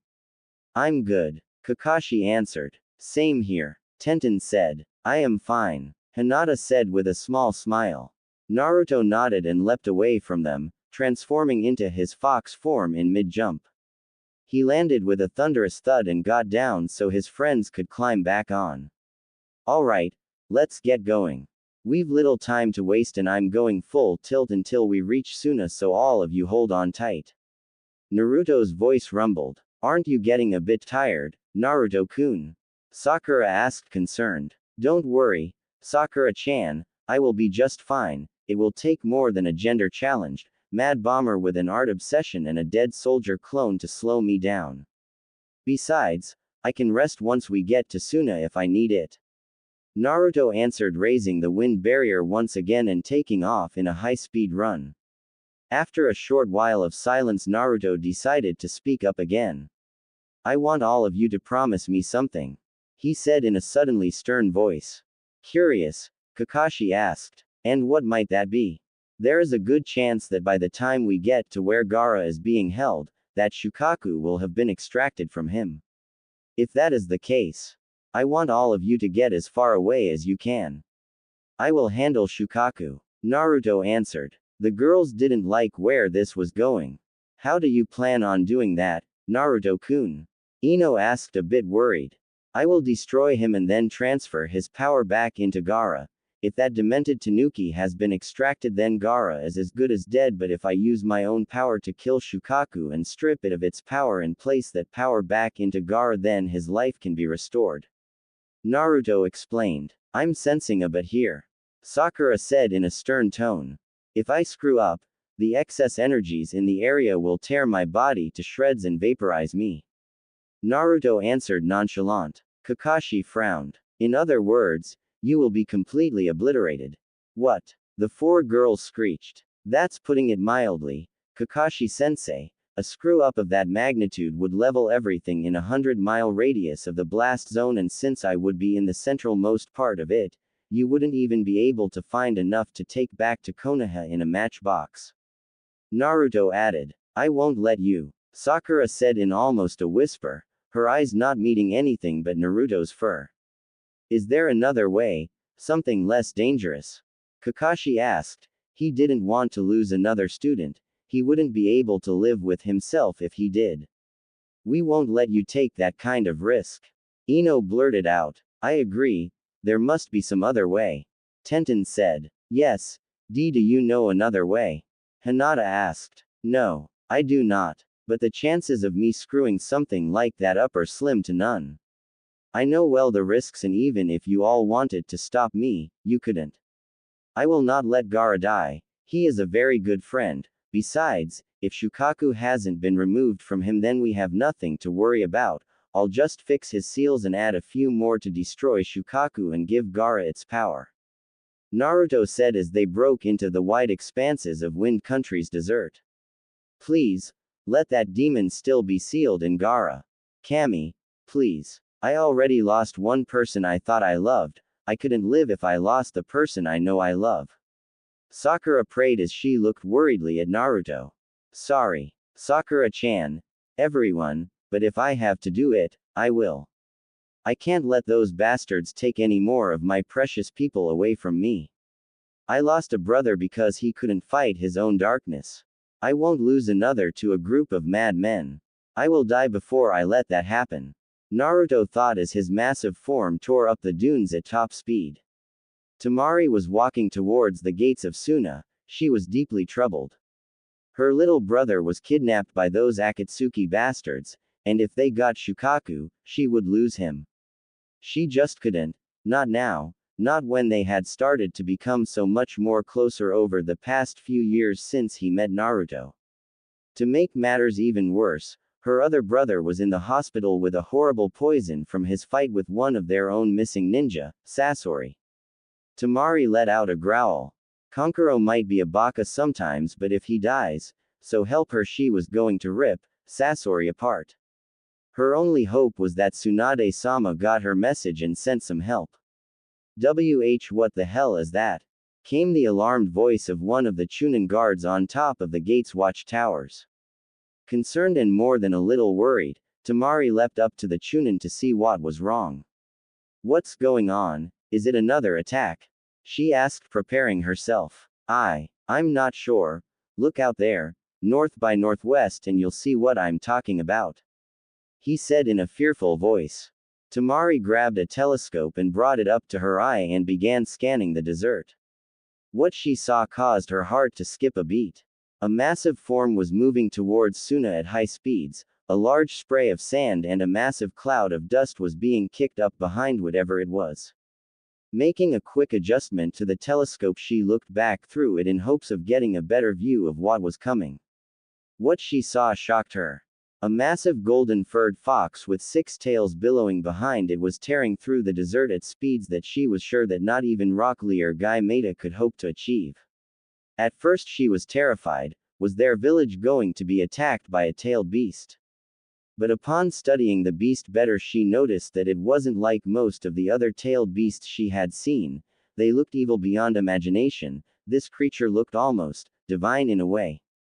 It also had brilliant glowing icy sapphire blue eyes that seemed to cut through the dusk light. As the gigantic fox drew closer to Suna, Temari was able to make out 5 human forms riding on its back.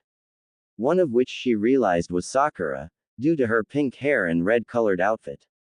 But what in the 9 levels of hell was she doing riding on a gigantic fox? Maybe Naruto summoned it for them. It was the only thing she could think of. Stand down. That's the team from Konoha. Temari shouted. They were sent here to help us out. Temari was significantly impressed. Whatever that fox was, it was fast, extremely fast.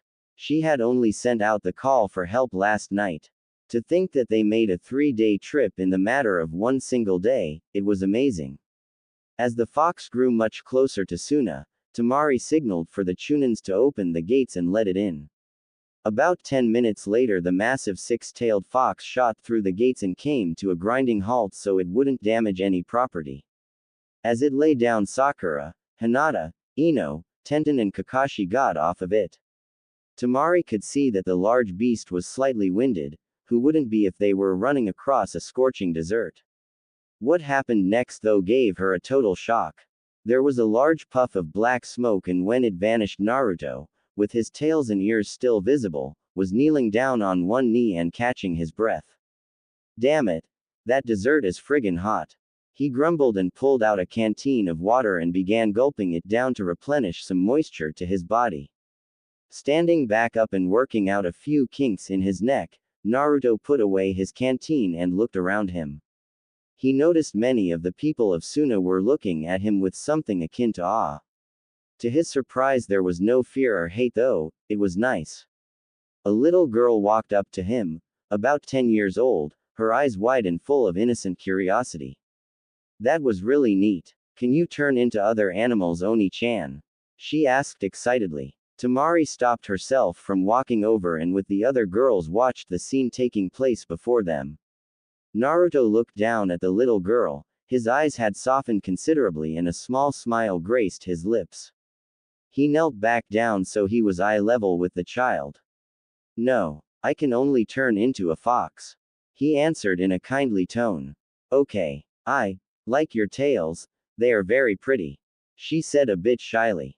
Naruto chuckled and patted the girl on the head, causing her to let out a couple of giggles at the show of attention. Thank you. My name is Naruto Namikaze Uzumaki. What is yours, little one? He asked. The little girl beamed. My name is Amy Tanaka. Did you come to help Kazekage Onisama? She asked. Yes, I did. Gaara is a very good friend of mine, so don't worry about him. I promise to bring him back safe and sound. Naruto said, happy to see Gaara had gained many precious people to protect. Amy smiled happily and hugged Naruto. He was a bit surprised but returned the gesture. Amy let him go, bowed to him and skipped off to talk to her friends. A soft half smile was on Naruto's face as he watched the little girl talk excitedly to her friends. The 5 young ladies that had watched him each gazed at him with soft eyes. They wondered if he even knew just how good of a father he would make. That thought of course made each of them blush a bit as they thought of him and them having children of their own. Naruto stood back up and looked over at Tamari.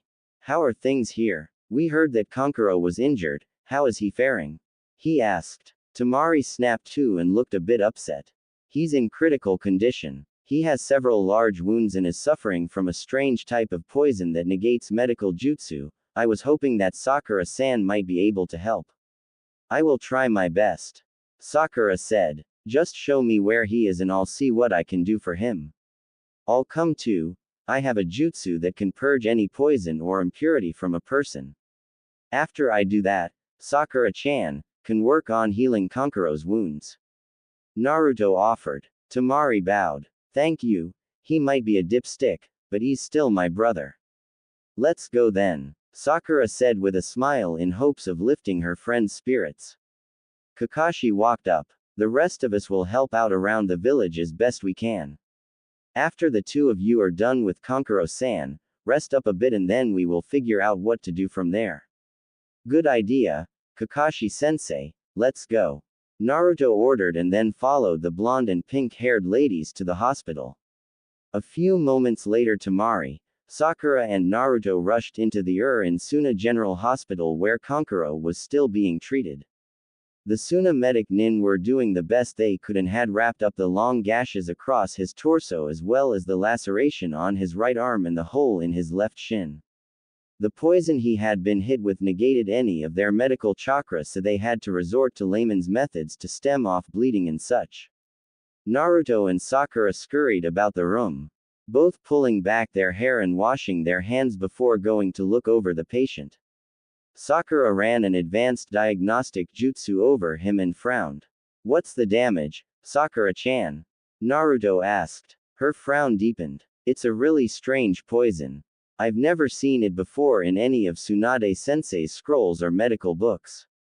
It seems that it not only negates medical chakra but it is slowly eating away at his muscles, tendons, organs and chakra coils. It's basically destroying him on a cellular level. It's also bonding to his blood, making it impossible to bleed out the poison. Even if we tried some kind of blood transfusion, the poison would still take effect a short time later. Tamari got really worried. Isn't there anything either of you can do for him? She asked. If I had a fresh sample of the toxins, it would be possible to make an antidote, if an antidote can be made. I haven't seen a poison this deadly since that poison catalogued in Tsunade Sensei's scrolls that are secreted from Orochimaru's Kusanagi sword. Sakura said, feeling bad as she continued to try to find and pinpoint the source of the poison in hopes of isolating it. Hold on a second, let me try something. Naruto said. What are you going to do? Sakura asked. Naruto began going through a long length of odd hand seals, some were familiar and others she had never seen before. I'm going to attempt to use a few special jutsu with my Chaos Chakra. He replied. Chaos Chakra? Temari asked, confused. Naruto nodded. It is a special fusion chakra made up of human chakra, demon chakra and yokai, which is the equivalent of a demon's kai and ki energies. It's a more potent form of chakra than humans use, but not as dangerous as my demon chakra is. Naruto explained. Well, a half-truth is better than an outright lie, I guess. But they don't need to worry about my Chaos Chakra, even if it really is more dangerous than Demon Chakra. A soft royal purple glow began surrounding Naruto as he finished his hand seals. Light Arts, Radiant Purification Jutsu, he said as the glow on his hands grew brighter and surrounded Kankuro. Sweat began to bead on Naruto's forehead as he strained to keep his concentration. He had excellent chakra control, but not inhuman control like Sakura did, and his Chaos Chakra made it all the more harder. Sakura gasped as Kankuro's Tenketsu points opened up and a sickly-looking yellow liquid surrounded by purple chakra began leaking out and collecting in a small orb above his chest. Sakura-chan, place a bowl under the poison to catch it. Naruto said through gritted teeth. Nodding, the pink-haired medic quickly placed the bowl under the chakra orb and watched as poison continued to slowly leak out of the Tenketsu until nothing was left. Naruto gently let the foul fluid rest in the bowl and released his jutsu. There, now if it is possible to make an antidote, you can do so now. Naruto said, panting slightly. Using his Chaos Chakra was always draining when used for high-level jutsu. Okay. Sakura said, going through hand seals. Mystical Palm Jutsu. This time Kankuro's body did not reject the healing chakra she was placing into him. She was surprised, however, when Naruto also started using the same jutsu to help out. Even more surprising was the fact that while her healing chakra was a rich grass green color, Naruto's was a rich deep emerald color, meaning it was by far more potent than even her master's. Not that she was surprised. Naruto had always been more powerful than most. This is my altered mystical palm jutsu. While you handle the healing of his wounds and the rebuilding of his skin and flesh, I'll use mine to boost his immune system, accelerate blood cell growth and fix the deterioration on his chakra coils caused by the poison. Naruto said with a deep look of concentration. Right. You want me to handle fixing his tendons too? Sakura asked. Yes, that would be a great help. Naruto answered. Temari was speechless. The way the two worked together was flawless, and the fact that Naruto knew some medical jutsu and could power them using his exceptionally potent chakra was no less than amazing. Sakura was also very impressed. She might know more medical jutsu and procedures that Naruto did, but with some work he could surpass her easily. At one time that would have upset her. Now, it kind of turned her on. The fact that he made a perfect medical assistant wasn't lost on her either. Temari had to smile as Kankuro began coming around and his wounds began healing up. She had much to thank of these two, especially Naruto. Who would have thought that in the time he spent away that he would go from a loud-mouthed, knuckle-headed little squirt to a mature, strong, powerful and handsome young man who also seemed to be a jack of many trades. Huh? Where? What happened? Kankuro moaned and winced in pain. Shit. Hold on a second. Naruto said and adjusted the chakra so a slight hint of lighter green flowed through it. There. That should help with the pain. Naruto? Kankuro asked. Naruto grinned. Yup. My team and I came to help you guys out. As soon as Sakura-chan and I get you patched up and catch a bit of rest, we'll go and save Gaara. Kankuro smiled a bit and nodded slightly. Thank you, both, he said. Sakura smiled. Don't worry, Kankuro-san, that's what friends are for. A few minutes later Sakura had finished with the wounds, tendons and muscles. Naruto finished up a moment later as he helped Kankuro's chakra coils restore themselves.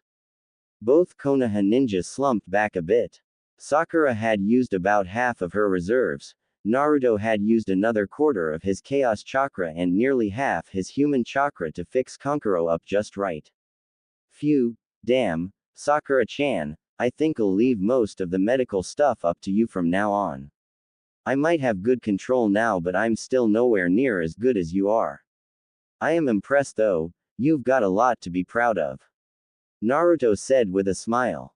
Sakura flushed at his praise. Thank you, Naruto-kun, you were a great help to me.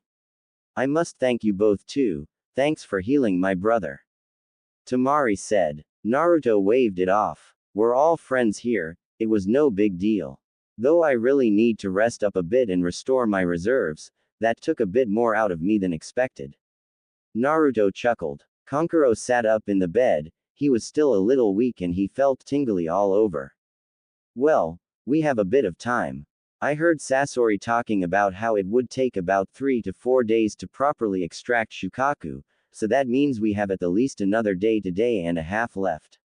It would probably be best if you stayed here though, I had to fix your chakra coils and they won't be in full functioning order for at least 3 days. Naruto said and took an offered glass of water from Temari. Thanks. Damn it. Kankuro cursed. That bastard, Sasori, really screwed me up. I've never been outclassed in a nin puppet match like that before. What do you expect? He was legendary here in Suna for his ability to make puppets out of his own enemies. His skills far surpass anyone we got here in Suna, not even Gaara could handle him and that Deidara person. Temari retorted. Naruto stood up. I'm going to go check on the others, take it easy for a couple of days Kankuro and you'll be back in top shape. Naruto said and walked out of the room. As soon as he got into the empty hallway he dropped to one knee and hacked up several clots of blood. A scowl crossed his face as he forced his vision to properly focus. Damn, I used way too much chakra. That chaos chakra is too powerful for me to handle in such large amounts without my 9th tail. But if I try to access any more tails before my body is ready for them, then the Fox Tem will take control of my body again.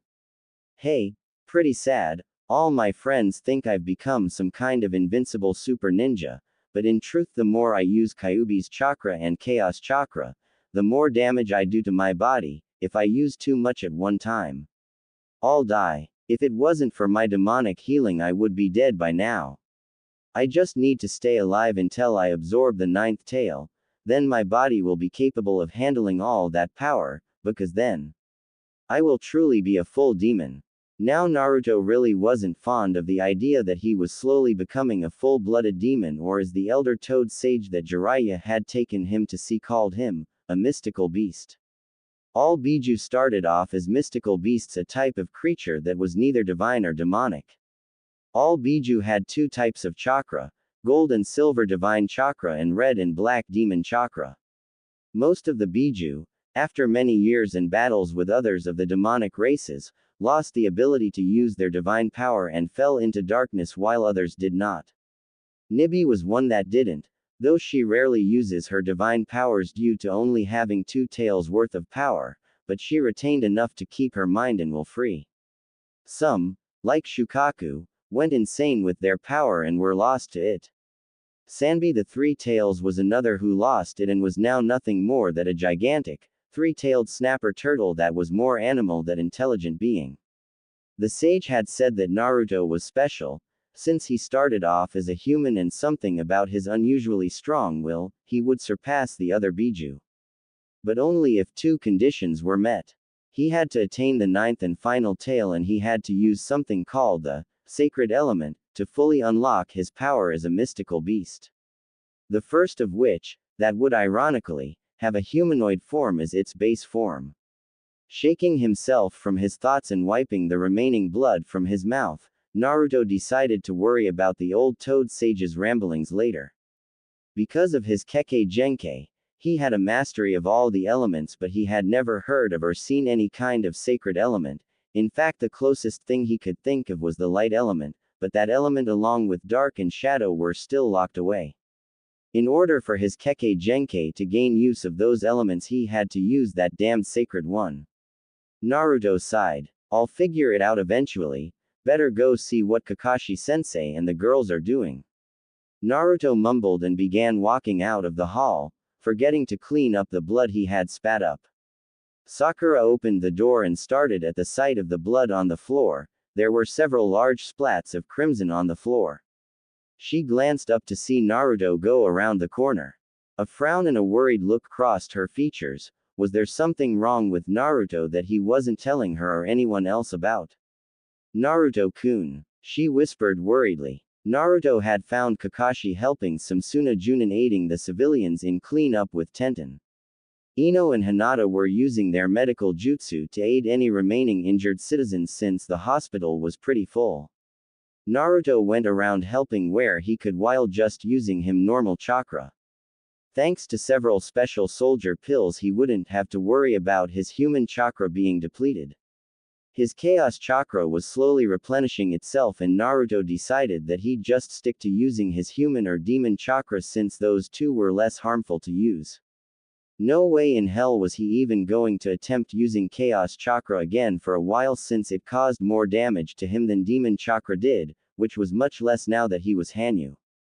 He was back in his human form once again. He felt it best to hide his foxy features while helping out the citizens of Suna. The children didn't seem to be bothered by them. In fact, they seemed to like it, but the adults seemed to get nervous. At least they didn't show an outright hatred of him, just a bit of uneasiness. He could live with that, and he could definitely understand. The modest repairs he, Tenten and Kakashi made to the homes close to where the battle took place were a bit rushed, but they would hold good until the citizens could afford proper repairs. Naruto had wanted to use his shadow clones to aid in the work, but he realized that he needed to conserve his chakra. He might have far more than a cage-level ninja, but he wouldn't gain infinite amounts until he got his final tail, hence the need to conserve. In some ways Suna had been lucky. Only a few casualties had been civilian, and Gaara had been smart enough to lead the battle out of the village, so there was also minimal damage to the village itself. Ninja casualties weren't all that high, 2 genin, 6 chunin and 3 junin deaths in all. Most of which seemed to come from poisoning, though a few had been blown to pieces by Deidara's clay bombs. All things considered, it could have been much worse. Still, even when you didn't know them, it still caused a small amount of pain to bury someone. Each of the ninja that had died, had put their lives out for the protection of their cage and their village. To Naruto, that made them more of a hero than he had ever been. To him, these people needed to be remembered for what they did in the service of their village. So, using some simple earth manipulation, Naruto erected a modest memorial stone and carved into it. This stone tablet is left to honor those who held the will of winds. The names engraved upon this tablet are the names of shinobi and kunoichi that selflessly sacrificed themselves to protect what they cherished and believed in. Their memories may fade in the passing of time, but their names and deeds shall be forever set in eternal stone. May this tablet be a reminder to future generations, that to be a true hero, it is not the size of one's strength, the amount of jutsu they know or how much power they possess, but it's the size of their hearts. May the will of winds forever blow and remain strong. Naruto smiled as he finished carving the last bit with a small pointed Rasengan. Kakashi walked up behind him and placed a hand on his shoulder. The Mons Lonai going over the memorial stone and showing a deep sense of approval. Very similar to the one back home. Kakashi spoke. Yeah, I think Gaara will approve. And perhaps this will show the coming generations of aspiring ninja that just because they became a ninja, they are not all powerful. That the true heroes out there are the ones that sacrifice all that they are to protect their precious people and their village. Naruto replied. Kakashi nodded. Is that why you still continue to sacrifice yourself every day? Is it your hope to become a true hero?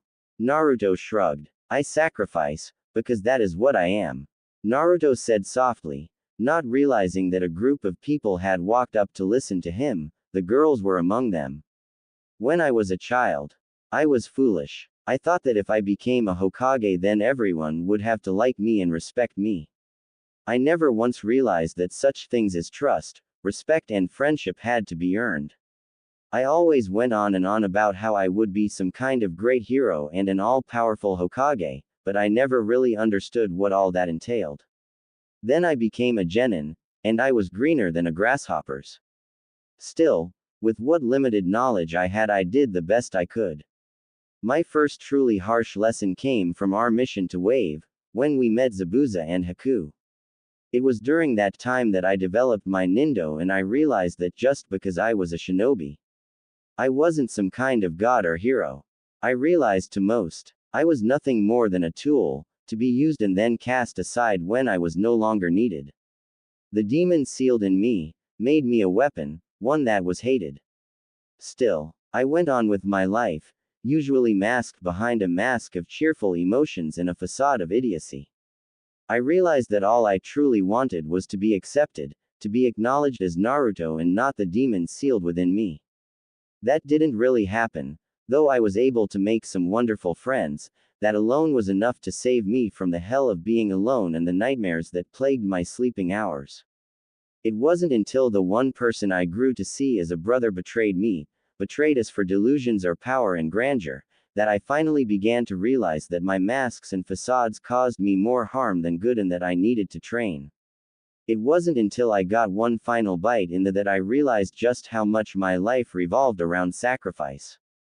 Naruto had gone silent for a few moments, his eyes awash with various emotions as he looked at the engraving he had placed on the memorial stone he made. Kakashi had a frown hidden by his mask. He silently berated himself for not being a better sensei to his student. Sakura felt a sudden lump form in her stomach. She knew what was coming up next. The other girls frowned as well, Tamari especially. She knew how hard the life of a Jinchuriki could be because of Gaara. On that day that he left, Naruto started. The one girl that I had loved more than anything, approached me and begged me to return the person she loved the most, the one who betrayed us. It was at that time that I realized that for one such as me, love was a double-edged sword. Because of what we are, few will ever see us as anything other than the weapon or demon that we supposedly are. I had tried all my life to get her to see me, to notice me, to at least acknowledge me, and the one time she did, it was to ask me to return the one she loved to her. Sakura was feeling smaller and smaller by the minute, her stomach constricting painfully as the full impact of her foolishness as a child hit her. In the end, I couldn't bring myself to hate her, or anyone really. And she did give me something I sought, a way to make her happy, despite the fact that my heart had been broken as well. It was a bitter pill to swallow, but most lessons in life are. So, I put on my usual mask and made my promise to her, a promise to return the traitor to her safely, and to never stop until either he was returned or I was dead. A foolish and childish promise, I know, but I never go back on my word, even if my words were of immature stupidity. As you know, the mission failed, but I said I'd keep that promise. I still will. It would be dishonorable to back out on it. But during my time away training, I learned many things. I was forced to grow up and push myself far beyond the set limits of a normal human. I learned that I was first a Jinchuriki, the power of human sacrifice. Then, I became a Hanyu. The honest truth of it was, I chose to become one so I could gain the power I needed to protect those precious to me, and in one way. As a measure of revenge against the fox for taking my childhood from me. And once I gain the ninth and final tail, I will become a full demon.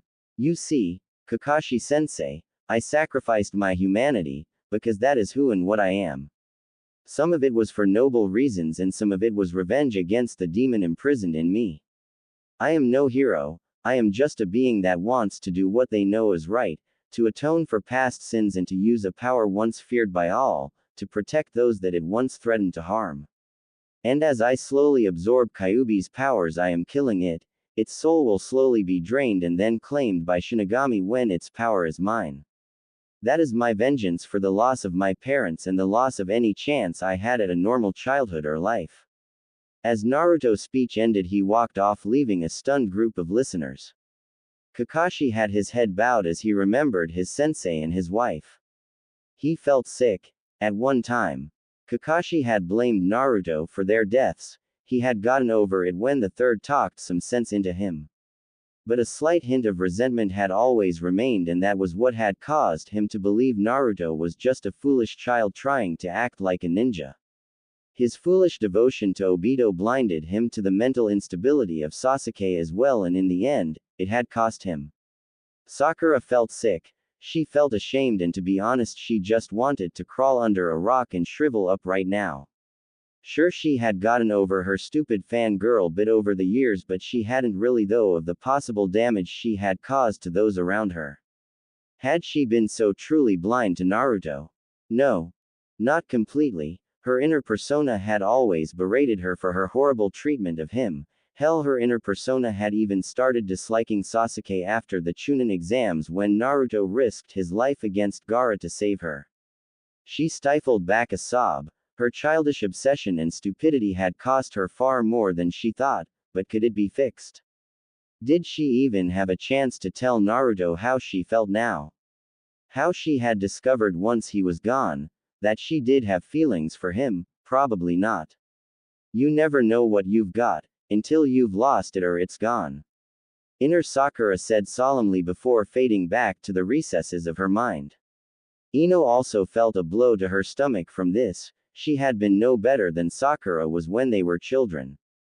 Though she had never been physically abusive to him, unless you counted that one mission, but she had never really bothered to look his way either. Even when she had admitted that he was a friend and comrade, she never thought of him as anything else. Though she did come to realize that after he left to train, Konoha hadn't been the same without him, she still didn't admit it that she actually liked him being around. It wasn't until she saw him again after 4 years, grown up, mature, powerful and hot as hell, did she actually really start thinking of him in that way. Damn, she really had been a shallow bitch. Tenten frowned. Like Naruto, she too had been an orphan, but she had never dreamed the poor guy had gone through such hell. Granted, she always thought he was kind of cute in a playful sort of way. She had also thought that he was weak since he usually screwed off. She had seen otherwise when he beat the shit out of her crush at the time, Neji Hyuga. She had thought Neji was unstoppable. In truth, it was Naruto who was unstoppable. So she watched him and was amazed with the amount of hatred he endured from others and yet awed at his strength of being.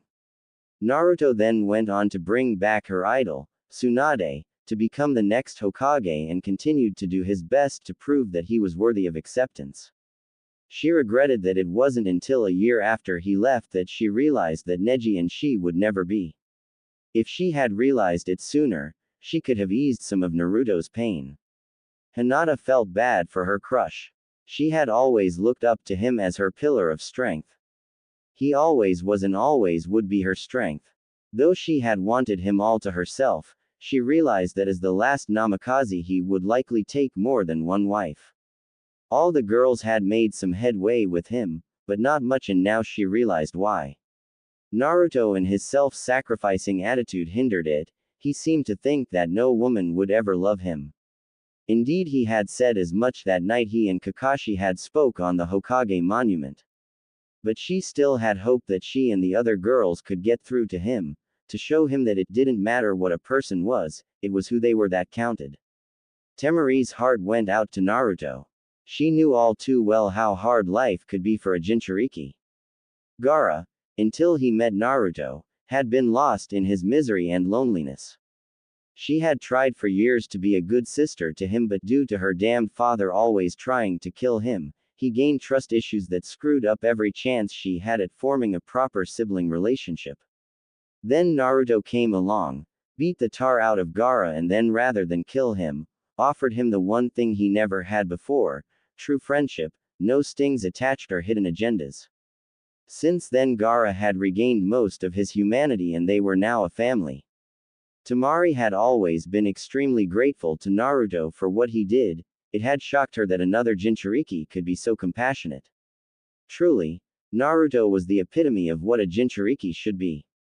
Perhaps that was the reason she grew to have feelings for him over the years, and if she had her way, she'd show him that he too deserved love. Several hours had passed since Naruto's speech. He was now perched on the Suna gates gazing out over the endless dunes of the deserts of Wind Country. He wasn't really sure what had compelled him to give that speech, perhaps it was just a need to get things off his chest. He wasn't bitter, not really, yet that speech had made it sound like he cursed his own existence. Naruto sighed and chalked it all up to the usual teenage angst. Granted, his life for the most part sucked, but it wasn't in his nature to be so angsty. It was just one of those, in the moment, things that seemed to happen around him. He adjusted his long crimson scarf as the winds had made it unravel a bit. It was now fluttering behind him along with his trench cloak, flapping in the breeze. It was getting late. By the position of the sun he'd have to guess it was about 6 in the evening. He felt 6 chakra signatures behind him and turned to see Kakashi and the girls walking up. He idly noted each of them had rather solemn looks on their features and felt a pang of guilt. His problems were his own, he hadn't meant to make them feel bad. Had he been paying more attention, he would have realized that they were all listening to him and he wouldn't have said so much. All but Sakura and Ino looked up at him. The 2 former fangirls had their heads downcast and looked rather depressed. Naruto silently cursed himself, sure he wanted them to realize a few things. He was no fool, not anymore, he knew they were seeking his companionship, and in a way he was very flattered. He wasn't against the idea either, but they needed to realize all the risks involved, but not during a mission of such importance. He needed to nip this in the bud before it got any worse. They could fix things later, but right now he needed his team's head in the game.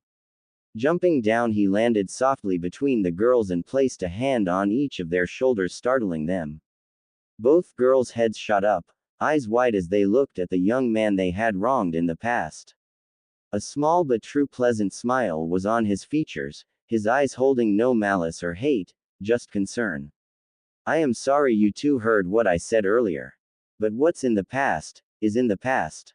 I hold no grudges, and by the same light, neither of you should torture yourselves over the foolishness of youth.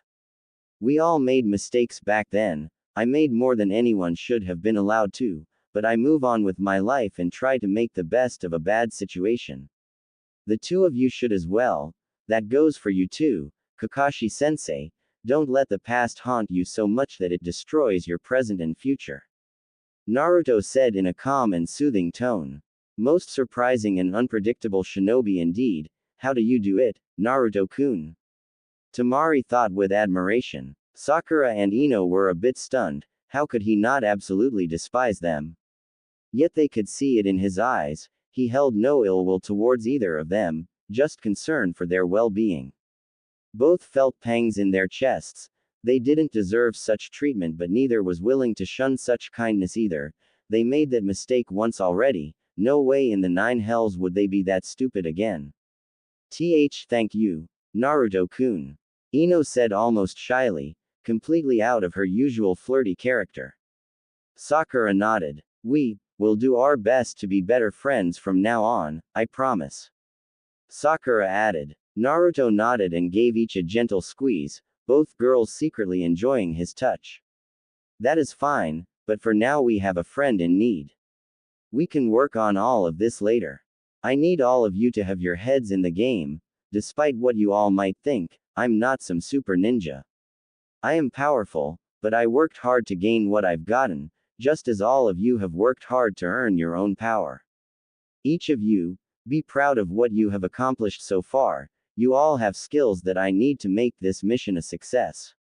Now, shall we go save our friend? He asked. Yeah, they all shouted, feeling better after Naruto's pep talk. Naruto flashed his foxy grin, leapt back and turned back into his fox form. Alright then, ladies, Kakashi-sensei, let's go show those Akatsuki Tems why it's a mistake to screw with Konoha and her allies. Naruto boomed. They all nodded and smiled as Naruto got down and let them climb on. Okay, Tamari, which direction do I need to go? Fox Naruto asked. South by southeast. That was the direction Sasori was seen going when Gaara was knocked out. She said. You all know the drill. Hold on tight, we're going to be ripping up dessert. Naruto said and tore off in the direction Tamari instructed him to. Tamari climbed up to Naruto's head and sat down next to his left ear. Thank you for all you've done for us, Naruto-kun, we can't thank you enough. I can't thank you enough. Don't sweat it. Gaara is one of my best friends, you and Kankuro are precious people to me, I will always do everything in my power to protect each of you. I know if the situation was reversed, you'd all try to do as much for me. Naruto replied. More than you think. Naruto-kun, more than you think. Tamari said softly. Sakura watched and felt a bit jealous. She knew she'd have to share though, and for the most part that didn't bother her. She just wanted to have a private moment with Naruto too. She had been worried about him ever since she found those blood spatters in the hall at the hospital. She could only hope that nothing was wrong with Naruto. She'd never forgive herself if she never got the chance to tell him how she really felt. What she didn't know was that similar thoughts were going through the other girls' minds at that moment. Naruto had touched the hearts of each one in different ways. It was one of his most powerful gifts, to bring out the best in those he cares for. Though it doesn't always work, like in Sasuke's case, he still managed to help those who needed it. The key was that those he helped, they had to want it. They had to want to change. A tiger doesn't change its stripes unless it wants to. As the desert sands kicked up behind the massive six-tailed fox, each of the team members could only wonder what battle would be in store for them once they found Gaara and his kidnappers. They could only pray that each of them survived the experience.